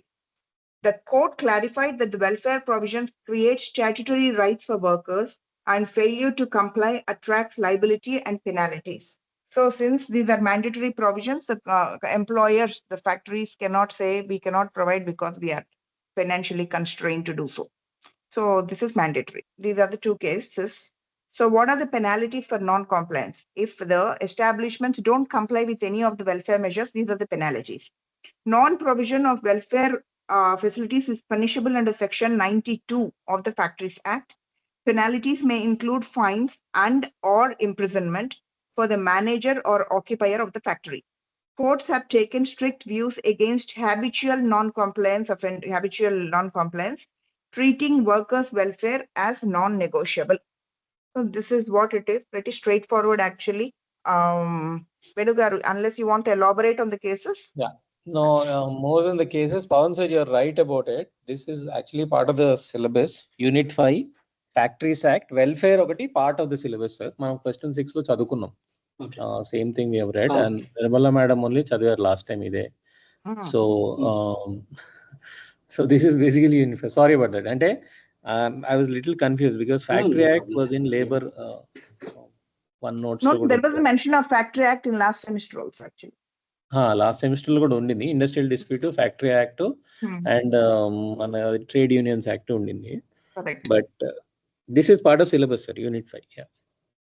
అంటే ద కంటెక్స్ట్ నిర్మల మేడం, ఒక 2 క్వశ్చన్స్ అంటే మనకు పాత దాని నుంచి వచ్చాయి. మేము మొన్న కవర్ చేసిన దాంట్లో ఒక 2-3 questions were from previous semester. Industrial dispute గురించి అడిగారు. ఇండస్ట్రియల్ డిస్ప్యూట్ గురించి అడిగారు, దాని గురించి వచ్చింది అన్నమాట. అందుకని మేము ఎక్స్ట్రా అలర్ట్ అయ్యాం, అంతకు మించి ఏం లేదు.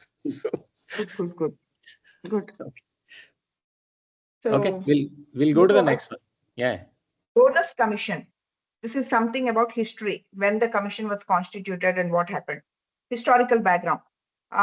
What is that's how the question would be. Bonus commission. What is the historical background? Or after just bonus commission instead, this is what we are supposed to do. Before the enactment of a statutory framework, the concept of bonus was largely discretionary. Ante ivvachu ivvakapovachu. That was how it was. Employers occasionally paid bonuses as ex gratia payments, especially during festivals or when companies made significant profits, but it was not mandatory. There was no uniform legal obligations or obligation or standard method to determine when or how much bonus workers were entitled to. So enti ivvali, eppudu ivvali, there was no laid down procedures, rules and regulations. So origin of bonus disputes. During the Second World War, 1939 through 1945, there was a massive increase in industrial production and profits in India. However, the working class did not proportionally benefit from the wartime economic boom. This led to serious unrest and demands by workers, particularly seeking a share in the profits. So this dispute made the need for a commission. I mean, it created a case for having a commission. So what is the need for the commission? Numerous disputes arose regarding payment of bonus. No standardized method existed to calculate bonus. Conflicts between profitability and worker entitlements became frequent, meaning the factories were minting profits, but that profits were not proportionally shared to workers in terms of on the lines of bonus. So the conflicts have arose. So the net result is the government of India felt the urgent need to study the issue comprehensively. Thus, the government appointed a tripartite bonus commission in 1961. Oh, Second World War nunchi kottukunte 1961 lo they put the bonus commission. Very good. The bonus commission 1961. What is the composition? Included representatives of employers, employees, and the government. Objective. What was it supposed to do? To study the principle of bonus, its justification, and recommend a standardized framework for bonus distribution. What are the recommendations done by the bonus commission? First, bonus should not be treated merely as profit sharing payment, but also linked to wage fixation and worker welfare. Bonus should be compulsory in profitable enterprises. Principles like allocable surplus, available surplus, and prior charge deductions must guide bonus calculations. Suggested linking bonus to minimum fair and living wage concepts. So these are the 4 key recommendations that the commission has done. What happened after the recommendations? The result of bonus commission recommendations, many disputes still persisted even after the commission's report. Therefore, the government enacted the Payment of Bonus Act 1965 based largely on the bonus commission's principles. So one of the outcome of bonus commission's recommendations is the enactment of Payment of Bonus Act 1965. which has pretty much structured the payment of bonus, the calculation of bonus, all this. The Act, what did this Act say? The Act provided for minimum bonus of 8.33% even when there was no allocable surplus. Ante company manchiga unna cheddaga unna whatever it is, 8.33% is a mandatory minimum bonus that is supposed to be given. Maximum bonus. So if the company is making super profits, then they can give a lot of bonus, but the max limit is 20% of the salary or wages. Then concepts like allocable surplus, set on and set off, etc., were put in place to balance profit fluctuations over the years. So, they removed a lot of discretionary nonsense that has been used by the employers. So, what are the relevant cases? Again, the same thing. Workmen represented by Secretary versus Raptocos Brett and Company Limited, 1992.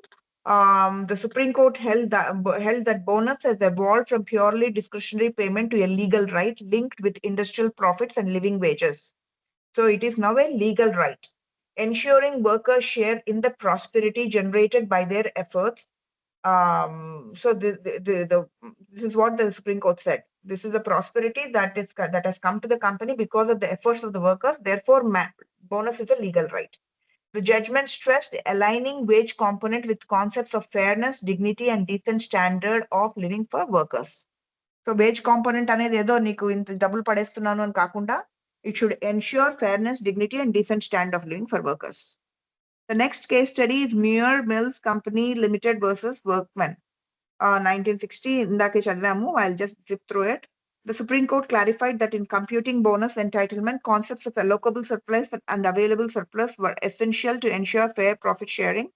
The court affirmed the Bonus Commission's influence in establishing these standards and recognized bonus as an essential supplement to wages. It was emphasized that bonus is not a charity, but an economic right born out of labor's contribution to industry growth. So it is a legal right. What is the significance of Bonus Commission? So it definitely shifted the stance of looking bonus as a generosity, as a generous thing, to a statutory obligation. It's no longer a charity or a generosity bestowed by the company on the workers, but it is a statutory obligation. Second thing is standardized bonus determination using rational profit sharing formulas. So some formulas have come into place because of the Bonus Commission recommendations that has standardized the payment of bonus. Then it reduced industrial disputes by providing calculable rights. Then it strengthened labor welfare laws and tied bonus to the broader right to social security. So it has tied bonus to social security, meaning dignity of living, ivanni unnai kada, all that. This is the key highlights which we'll quickly go through. 1939 to 45, World War II was the boom period of industry. Industrial profits soared, but workers were not proportionally benefited. Bonus demands intensified. This is 1939 through 45. 46 through 47, post-war labor unrest. After the Second World War, labor unrest went to the peak. Strikes and disputes over bonus became widespread, highlighting the need for legal clarity.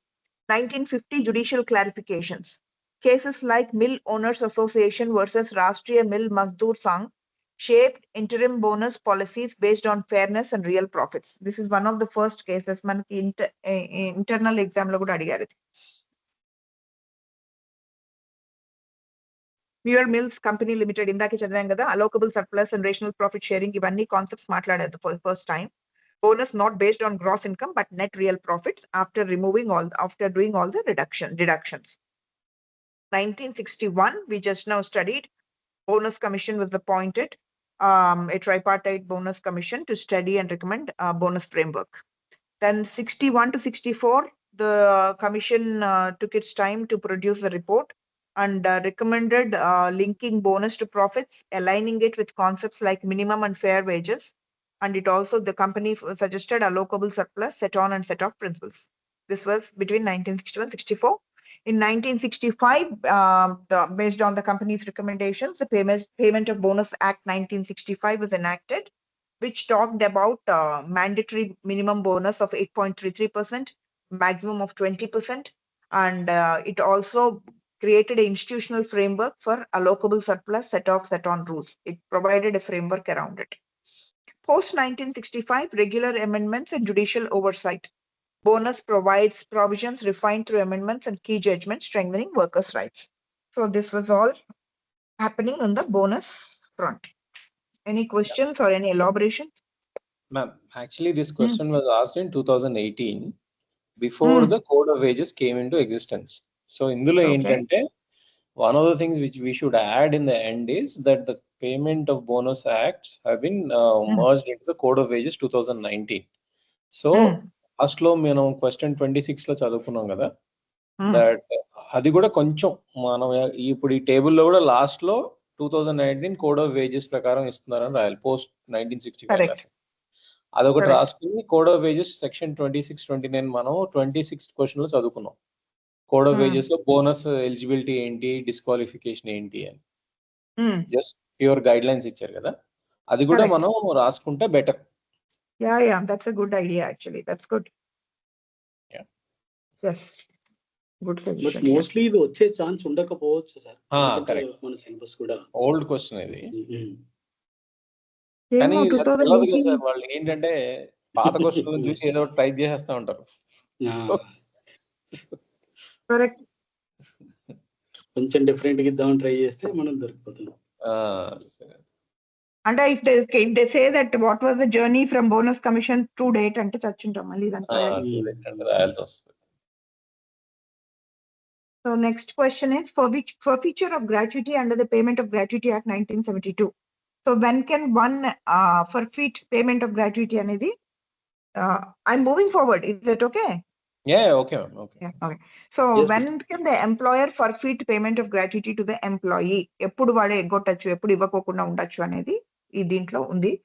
So the right to gratuity under the Payment of Gratuity Act 1972 is a statutory and earned right and a measure of social security to give financial security to an employee upon superannuation, retirement, resignation, death or disablement after long and continuous service. So this is what is gratuity actually. It is a well-established entitlement, but the Act does also right to gratuity can be forfeited. Yes, you're not able to hear me? మధ్యలో miss అయింది. Okay. చెప్పండి. Go ahead. So the Payment of Gratuity Act says that ఇప్పుడు వినిపిస్తుంది clear గా? Yeah. Gratuity is a statutory and earned right. What is it? It is a measure of social security. When is it given? It is given to the employee upon superannuation, retirement, resignation, death or disablement after long and continuous service. It is a well-established entitlement, but the Act does also have exceptions. What are the exceptions? When the employee's right to gratuity can be forfeited in whole or in part. మొత్తమైన ఇవ్వకోకుండా ఉండొచ్చు, కొంచెమైనా ఇవ్వకుండా ఉండొచ్చు. What are those conditions? We'll see. Forfeiture of an employee's gratuity is an important right, and as such, courts have consistently maintained that the forfeiture must be done in accordance with the provisions of the Act. So the forfeiture is something taking away the bonus from them. So there needs to be some clear guidelines. So the court has said it is important to follow the provisions of the Act. Relevant legal provisions, forfeiture key.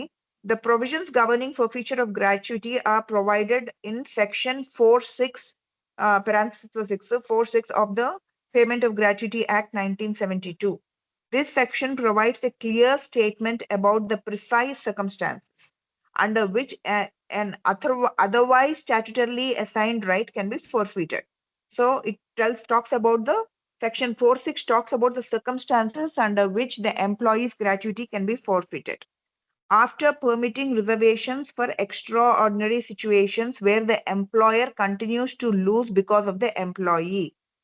So the section acts as an exception to the right of the employee to unconditional payment of gratuity. Otherwise, payment of gratuity is an unconditional right of the employee, but in certain circumstances, he will not be paid. Let us see what those circumstances are. As provided in section 4, there are specific or total forfeiture. For section 46 law, section A law, they talk about partial forfeiture of the gratuity. Me voice మొత్తం break అయిపోయింది. Hello, మొత్తం break అవుతుందా? సరే, do you want to read? Okay. So one of the things is, I think, as Madam was saying, what are the grounds? This was a question in 2018. So actually, the Payment of Gratuity Act has also moved into a new act, right, which has come into the Code of Wages, I guess.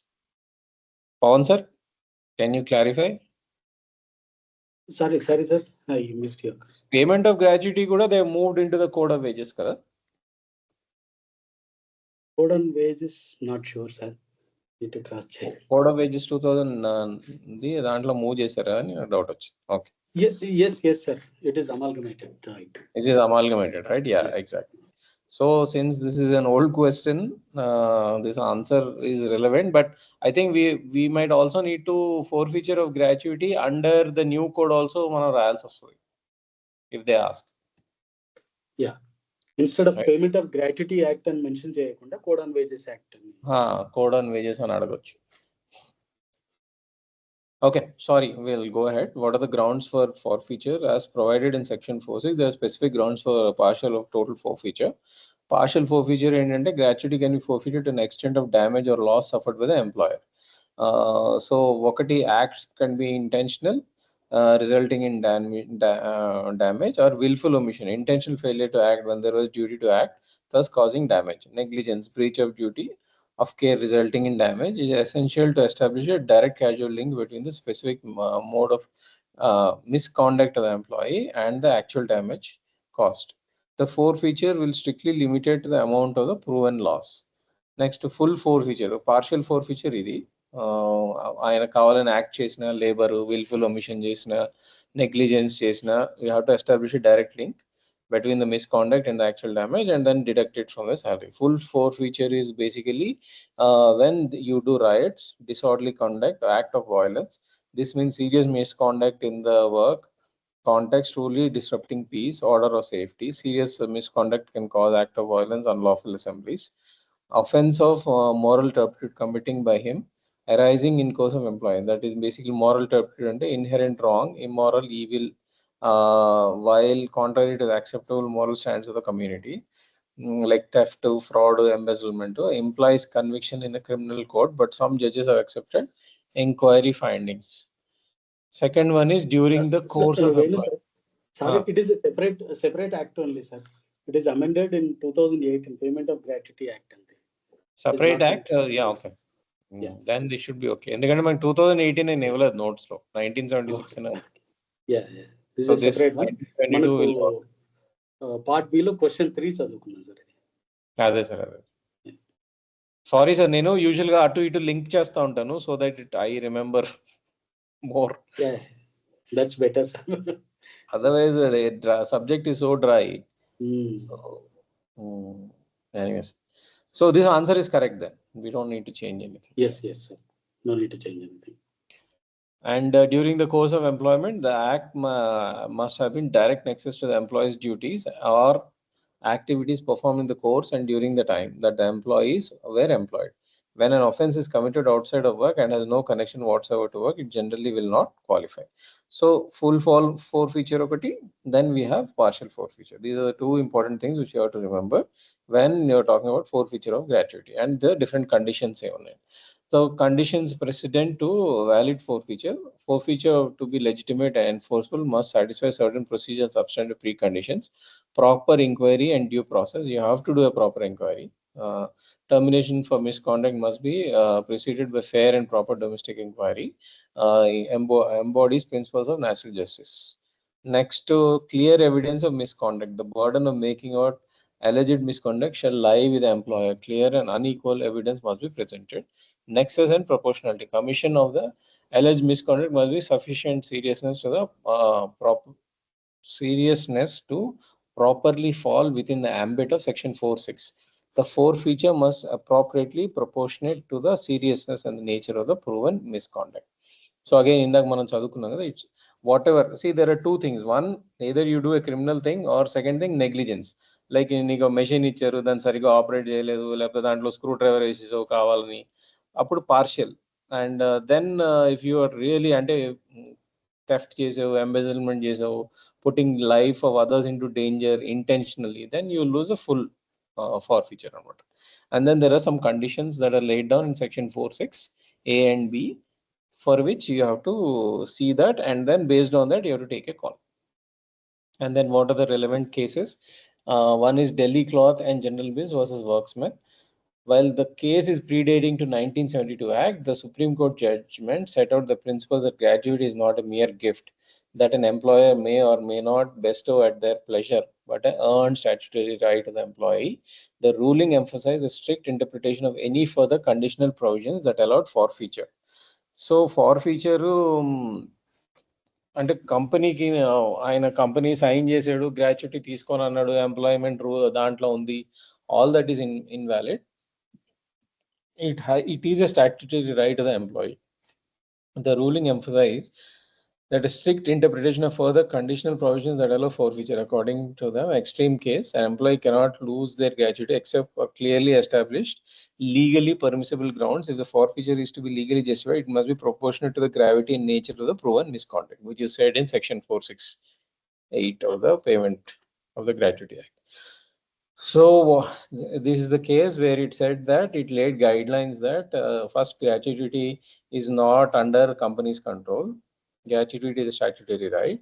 If you have to forfeit somebody's gratuity, it has to satisfy the conditions of the section 46 A and B. Okay, then only you can say, okay, forfeit chesam, otherwise you cannot forfeit. That was the case with the Supreme Court ruling in 1967. Is it 1967? Okay. So this case actually predated the Payment of Gratuity Act, which started in 1972.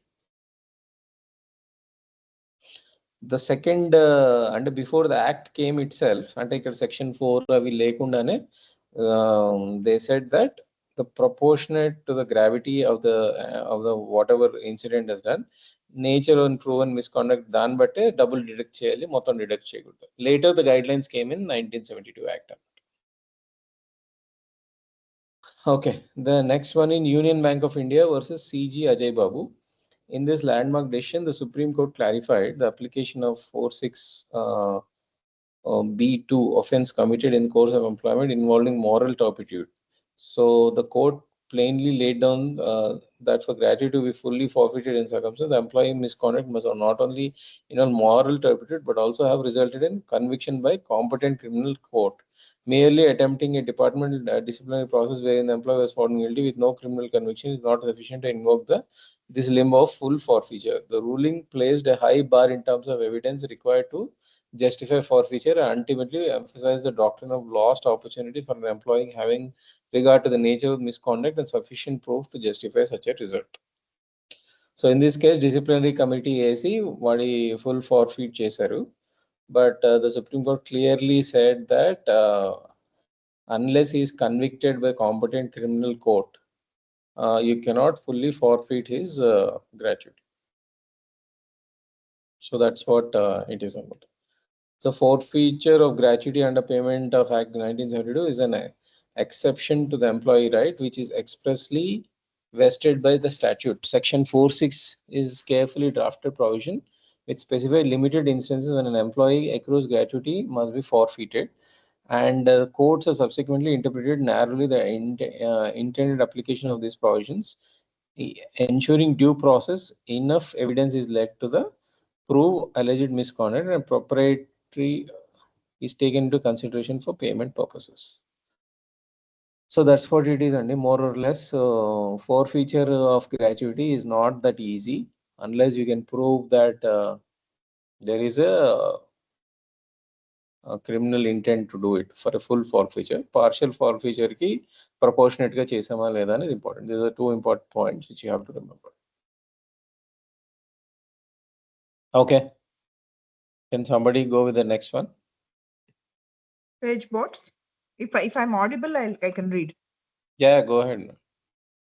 Yeah, checkered voice రావట్లేదు కదా, broken voice వస్తుందా?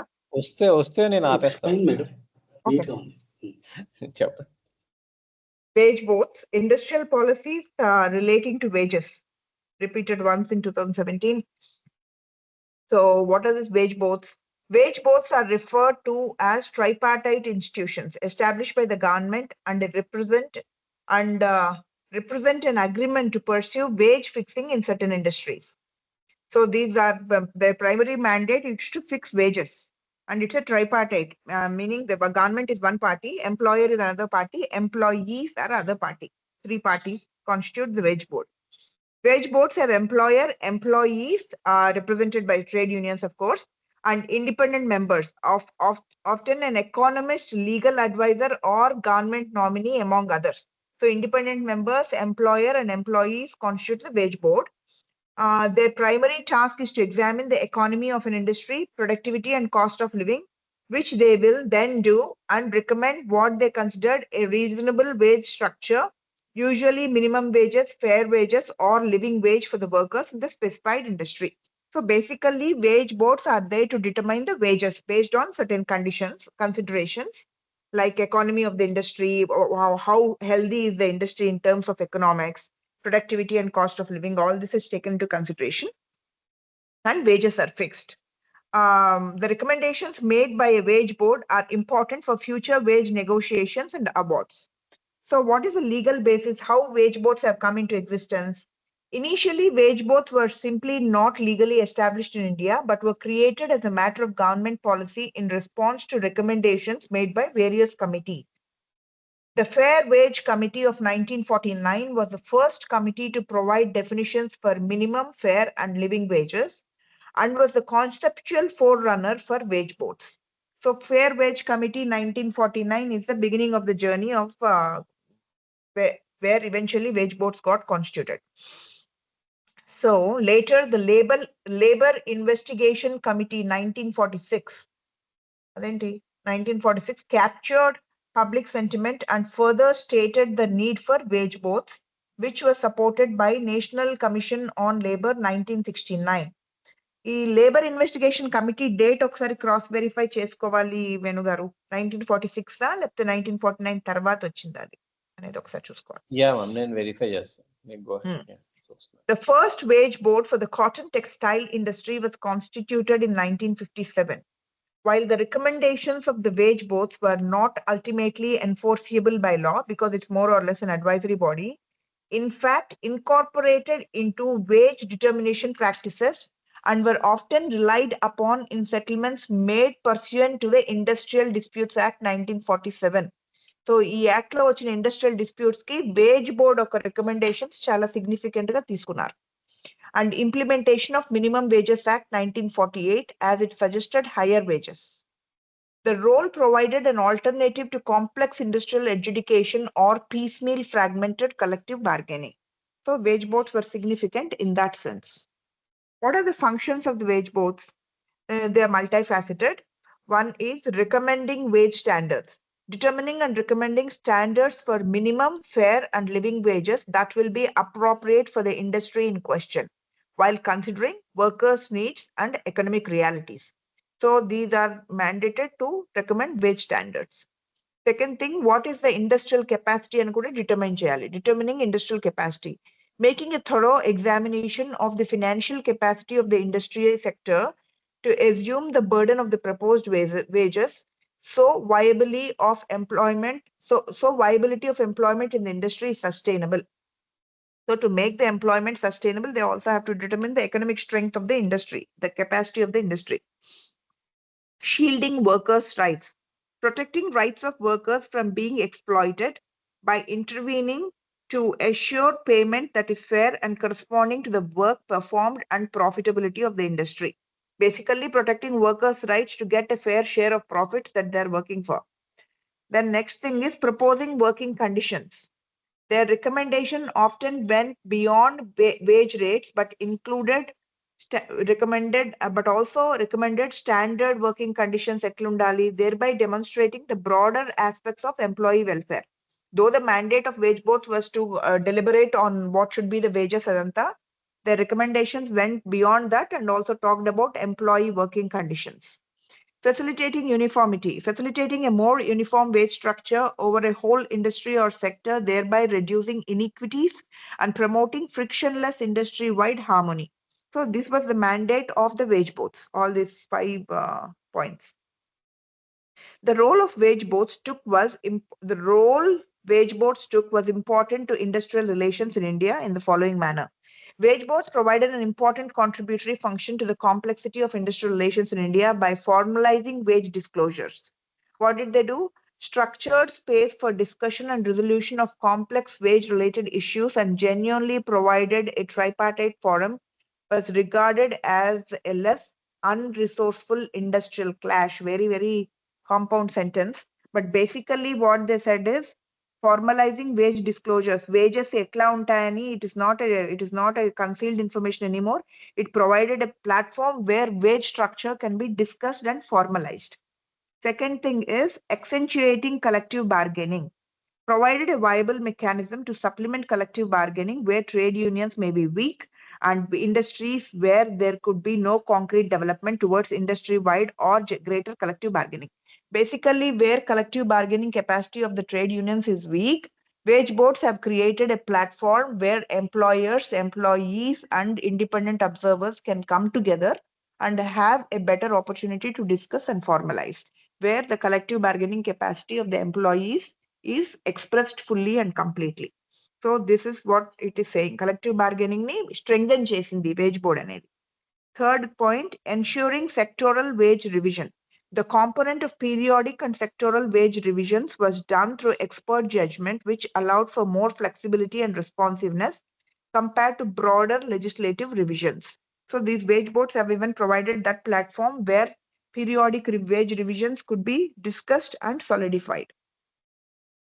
Advancing social justice. Wage boards were an avenue to promote social justice since remuneration claims have a grounding in economic good judgment based on what is required by employees. So they basically, social justice is basically where everyone's voice is heard. So when wages are decided, wage revisions are done, etc.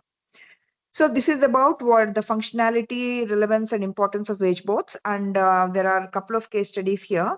The judiciary is provided. Sure. One question before going ahead. Is this wage board, is it a government body or what kind of participation is there? And any participation from labor unions, anything like that? Yes. It is a tripartite institution. Wage boards are tripartite institutions. It is mandated in industrial policy, and wage board should have a representation from employers, employees, and independent members. Employees are usually represented by trade unions. In a big establishment, the trade union members are the front face of the employees. Fine. Okay. Thank you. Yeah. The judiciary has provided important rulings on the aspect of wage fixing principles which form the processed and derived markets of where blah blah. I don't know. I'm not that sentence. I don't know. But anyway, I'll talk about the cases. Crown Aluminum Works versus Workmen. This Supreme Court case is significant for implicitly embodying the balancing act of all considerations when undertaking wage fixing. Wage fix చేసేటప్పుడు it has taken into consideration various facets and therefore this case is significant. Crown Aluminum Works versus Workmen 1958. ఇక్కడ court ఏం చెప్పింది? The court observed that when fixing wages, it took the needs of the employee situation. What is employee situation? Cost of living, reasonable standard of living, all this is taken into account, while also at the same time considering the industry's ability to pay out. So industry ఇవ్వగలుగుతుందా and worker situation ఏముంది, cost of living ఏముంది సమాజంలో ఈరోజు, all this is taken into a comprehensive balancing act was done by the Supreme Court in the judgment of this case. The court made the remark that while a fair wage is aimed at meeting an employee's needs as best possible, there are limits to which the wage can cripple the industry or cause it to go out of business.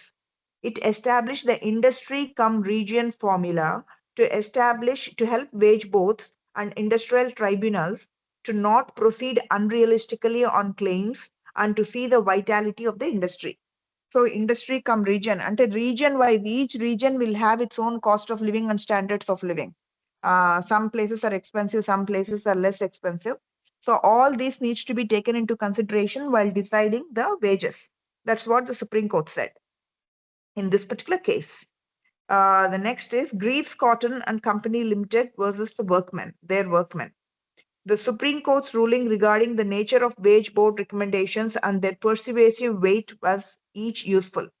It stated that wage board recommendations are not statutorily binding legislation-based awards, and they are not statutorily binding under the Industrial Disputes Act, and how much persuasive weight will deem appropriate and why.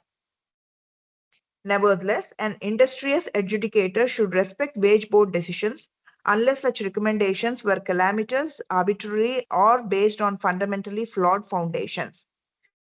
So what the Supreme Court basically said in this case is, it said give enough weightage to wage board recommendations, don't trash them away because they're important, significant. But the recommendations, if they are stupid, calamitous, or if they cause the industry to sink, or if they're arbitrary based on flawed foundations, then one can disregard it because it is not a statutory obligation to abide by the recommendations of the wage boards.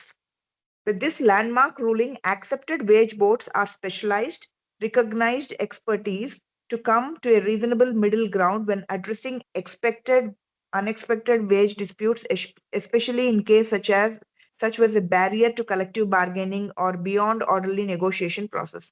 It illustrates why wage board recommendations matter and why they represent a function in promoting industrial peace and fair and equitable remuneration. Basically, the Supreme Court, again, I'm reiterating, the Supreme Court said don't trash the recommendations, but also make sure the recommendations are flawless and not arbitrary, is what it said. Because wage board recommendations are not statutorily binding. They are just an advisory body, but with some weightage. So this is the two relevant cases. Venu Garu, you want to elaborate on these cases? Hoda? You there? Hello? Someone there? Yeah, I think Hello? Venu sir is away. No. Continue. Venu గారిని continuous గా unmute లో పెట్టుకోమని చెప్పాలి అయితే. Sir is back. ఇక్కడే ఉన్నాం madam. సరే మేము ఏం మాట్లాడుకున్నాము వినిపించిందా మీకు? ఫస్ట్ కేసు ఆల్రెడీ మనం చదువుకున్నాం అని చెప్తున్నా, క్రౌన్ అల్యూమినియం వర్క్స్ ది ఇందాకే చదివాము. That it has said that industry cum region formula ఒకటి సెటప్ చేయమంది, అండ్ దెన్ wage fixing లో we have to take multiple things into consideration, which is basically getting it close to the fair wages. Indaka already we have discussed that. The second case is new to me, but it's one on the case. So మీరు already చదివేశారు దాని గురించి, so it should be okay. Okay. So I go to partial disablement. Guys are okay? Yeah, I am sleepy. I know your yeah came like a long prolonged yeah, so 2 hours అయిపోయింది madam. 2 hours ఎక్కడ అయిందిలే కానీ almost ఇంకా 5 minutes ఉంది, but anyway సరే okay. 34 to 40 we can do. Sir Pavan sir ఏమంటున్నారు? ఇవాళ complete knockout చేసేస్తున్నామా లేబర్లా లేక tomorrow? అంటే చేసేస్తే బెటర్ అనిపిస్తుంది నాకు. ఇంకా 6 questions ఉన్నాయి సార్ 40 దాకా. And they are very small questions actually, small answers. I mean turning to what do you it's up to you all, majority. No, we'll finish it off. Okay. మళ్ళీ దొరకరు కదా. Correct. Partial disablement. This is also part of Workmen's Compensation Act. Partial disablement, ఇందాక అనుకున్నాం కదా complete disablement అయితే ఏమి ఇవ్వాలి, partial disablement అయితే this question particularly refers to one part of it, which is partial disablement. The Employees Compensation Act 1923, previously known as the Workmen's Compensation Act, defines partial disablement to be an injury that results in loss, either temporary or permanent, of the earning capacity of the worker in any employment that he was suited for before the accident. It is important to realize that the meaning is based not on the actual physical loss of function, rather it refers to the economic result, that is the actual or potential loss of earning capacity, irrespective of whether an employee continues to work. It is possible for an employee to continue to be employed and work but still suffer a loss of his pre-accident wages. This is considered partial disablement. The goal of providing compensation requires that any determination be based on the economic loss of employees' future livelihood. So పూర్తిగా ఉద్యోగం పోకపోవచ్చు, కానీ ఇంతకు ముందు చేసిన job చేయలేని పరిస్థితికి వచ్చి ఉండొచ్చు because of the partial disablement. So he is definitely proportionately earning less wages compared to previous work. So in this case, the partial disablement is considered. So that and compensated because he has lost wages, all future wages, if he of what he would have earned if he had continued in the previous employment. So adi partial disablement calculation ki chustaru. What are the types of partial disablement? The Employees Compensation Act distinguishes two forms of partial disablement based on the length of time of the loss of earning capacity. ఎన్ని రోజుల వరకు ఈ earning capacity loss అవుతారో అన్ని రోజుల basis గా they have made two categories. One is temporary partial disablement. What is temporary partial disablement? Loss of portion of workers' earning capacity for a period of time, and a stipulated period of time. The worker is expected to recover fully or substantially over time. Example, a carpenter had a fractured arm. After a few months, they regain full and complete earning capacity following treatment. So this is temporary partial disablement. Permanent partial disablement, this is considered a permanent loss of a portion of the worker's earning capacity. The worker sustains an impact to their earning capacity that is considered irreversible. So for the rest of their life, they have lost this portion of the earning capacity.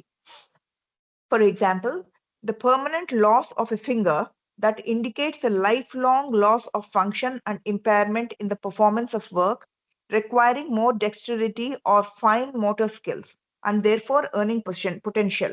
So thumb itlanti vedana oka chetiki pothe he cannot do certain works permanently. So this is called permanent partial disablement. So this is a summary of what it is. Ikkada oka chinna table rasaru. So I'm skipping that. So the point number 3, what is the compensation? Compensation with respect to Employees Compensation Act 1923. The Act sets out specific formulation for compensating partial disablement. So the Act compensates in the following manner. Temporary partial disablement ki compensation is paid as a series of half monthly payments equal to 25% of workers' monthly wages. Half monthly payments equal to 25% of workers' monthly wages for the certified period of disablement. Payment will cease when the worker recovers. So this is the calculation. Half monthly payments equal to 25% of workers' monthly wages.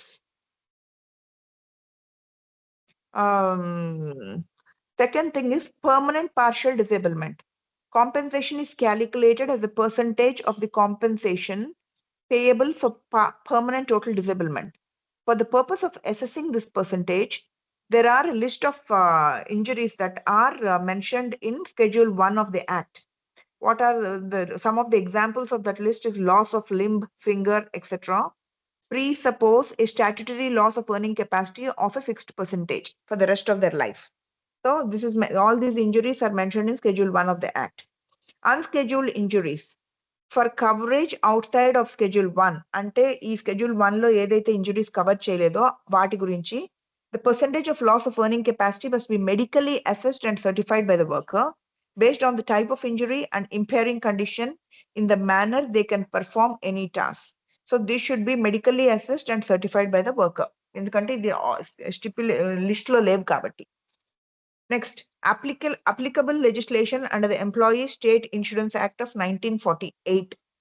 The ESI Act was also introduced as a social insurance plan, perhaps more clearly understood within the time. This act not only guarantees benefits in the form of disablement, but organizes payment of benefits in different structure.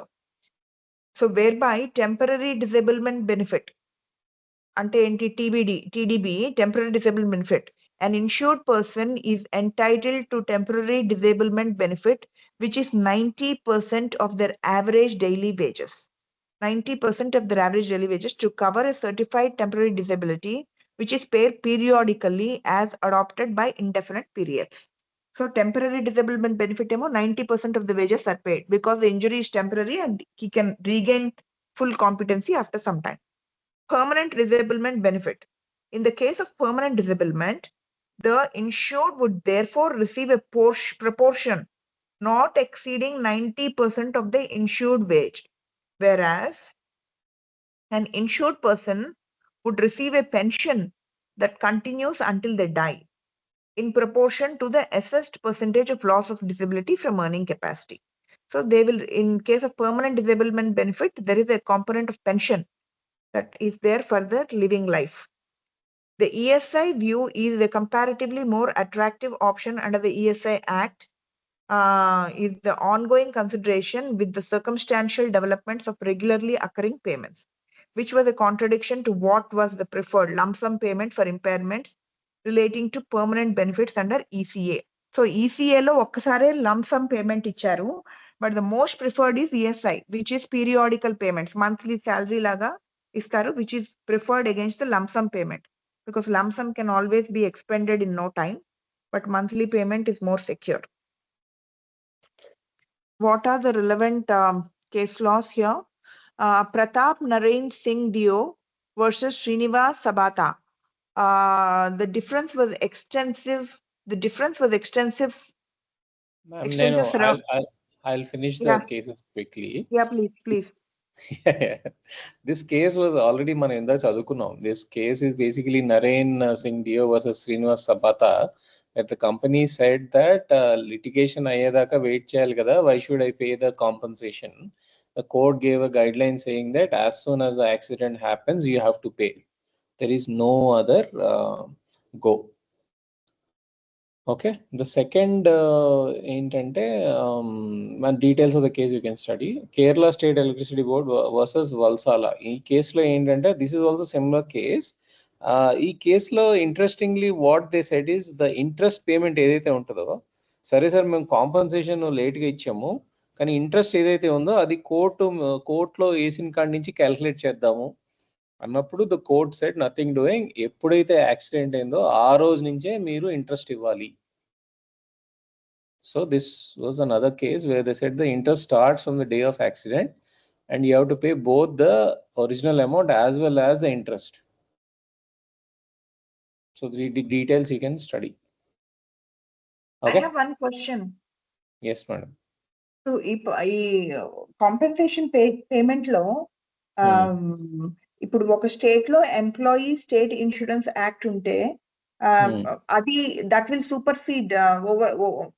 సూపర్సీడ్ employees compensation act కదా, that will apply కదా? Because అందులో temporary disablement permanent డిసేబుల్మెంటే ఉంది కదా.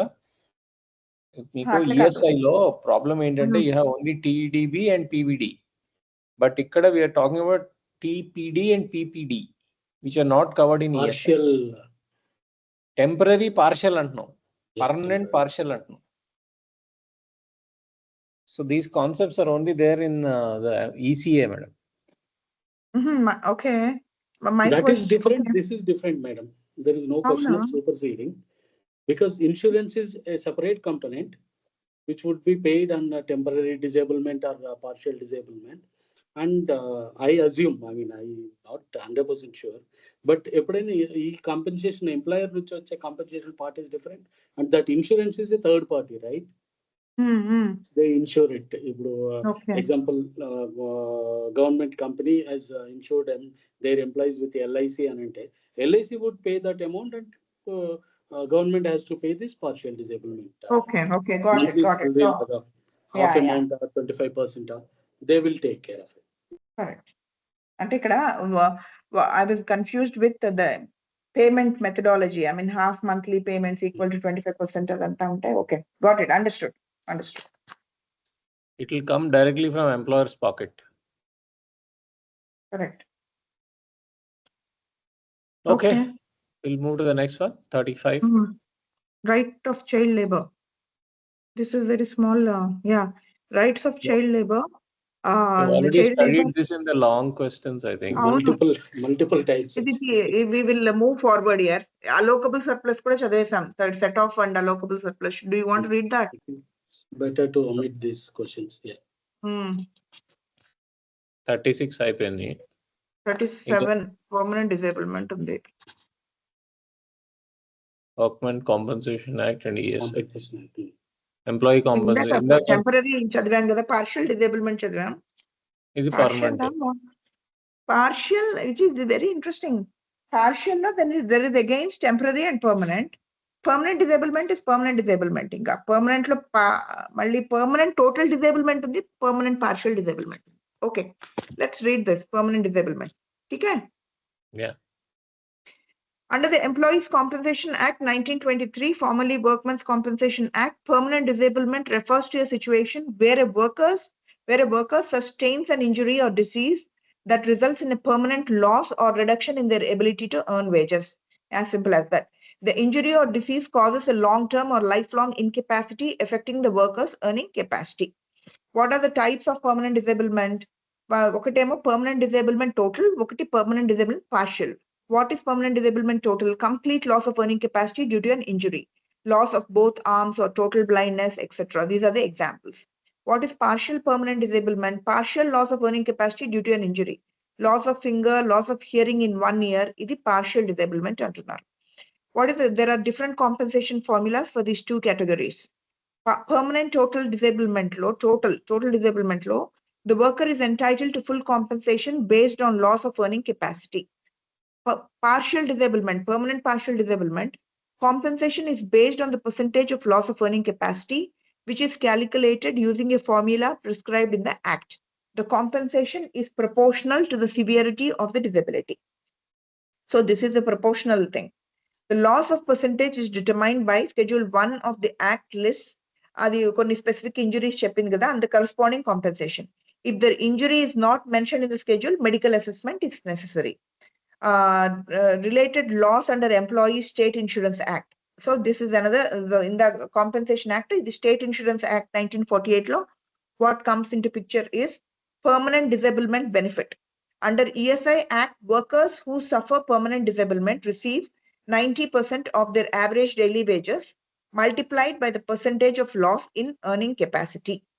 90% of their average daily wages multiplied by the percentage of loss in earning capacity. This is the compensation they'll receive under ESI Act.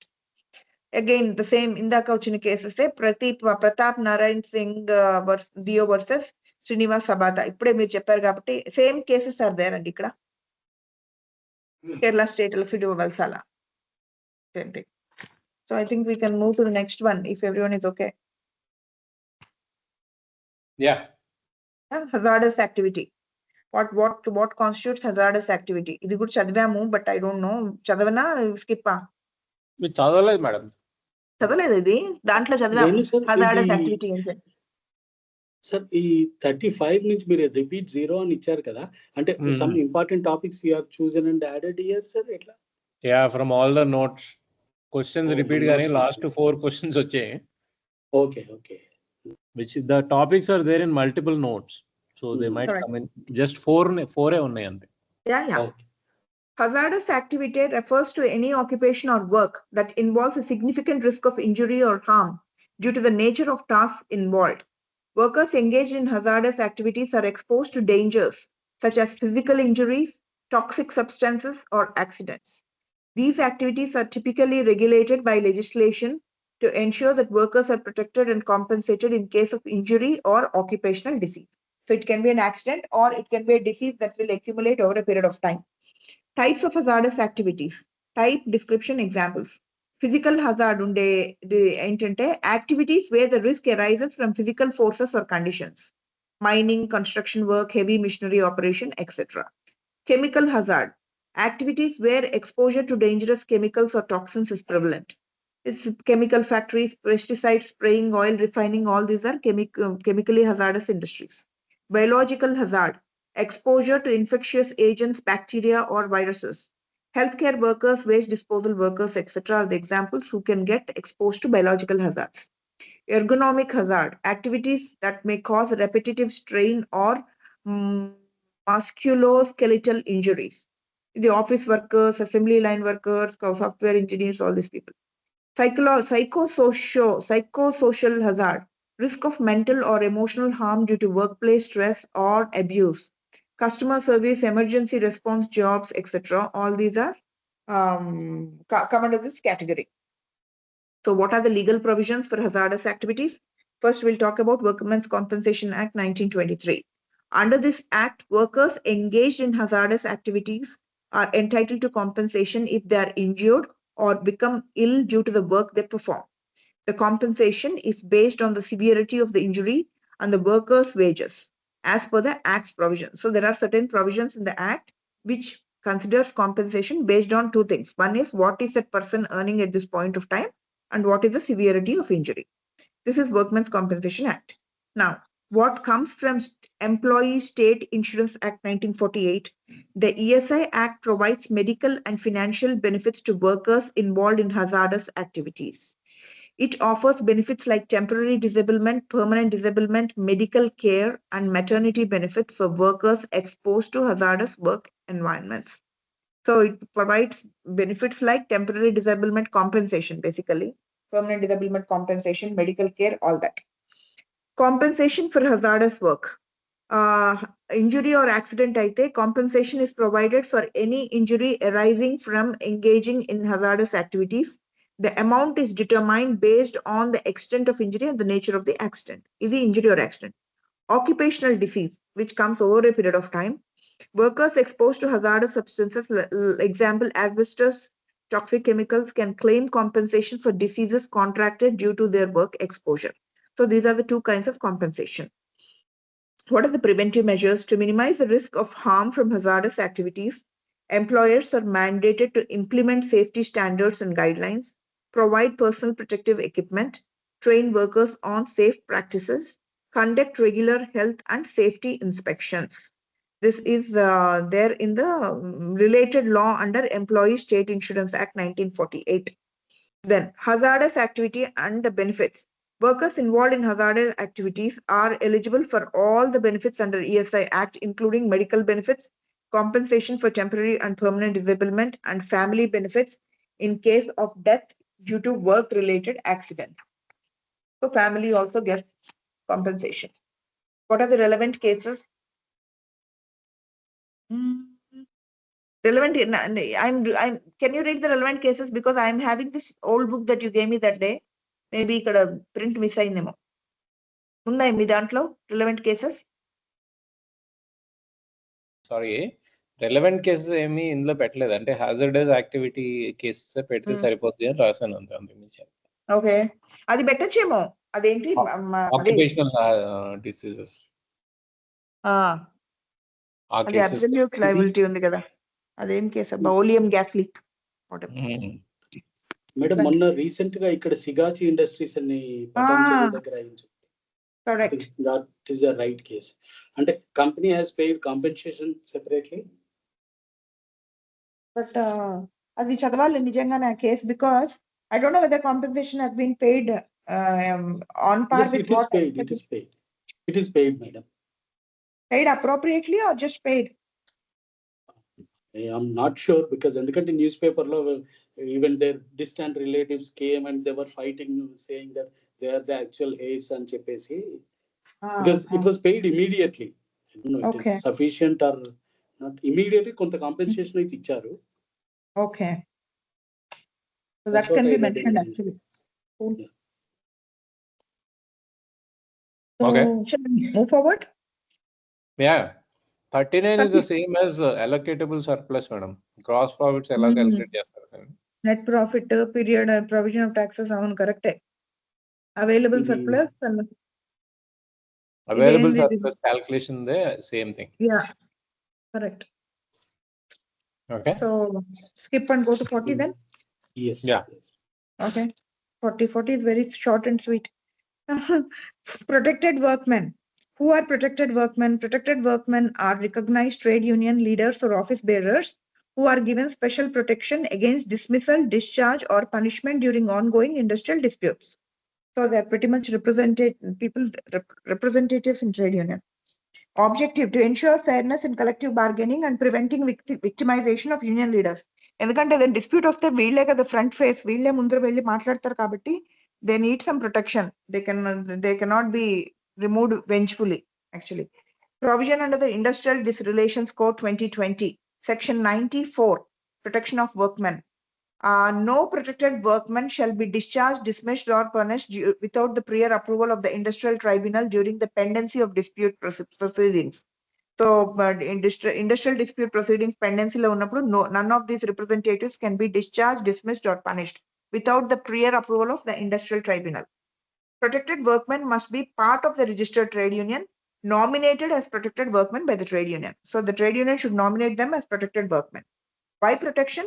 To avoid victimization of trade union representatives during negotiations, to maintain peaceful industrial relations without fear of retaliation. This is protected workman concept. This Relevant question is cases. from previous semester only, kada? I think.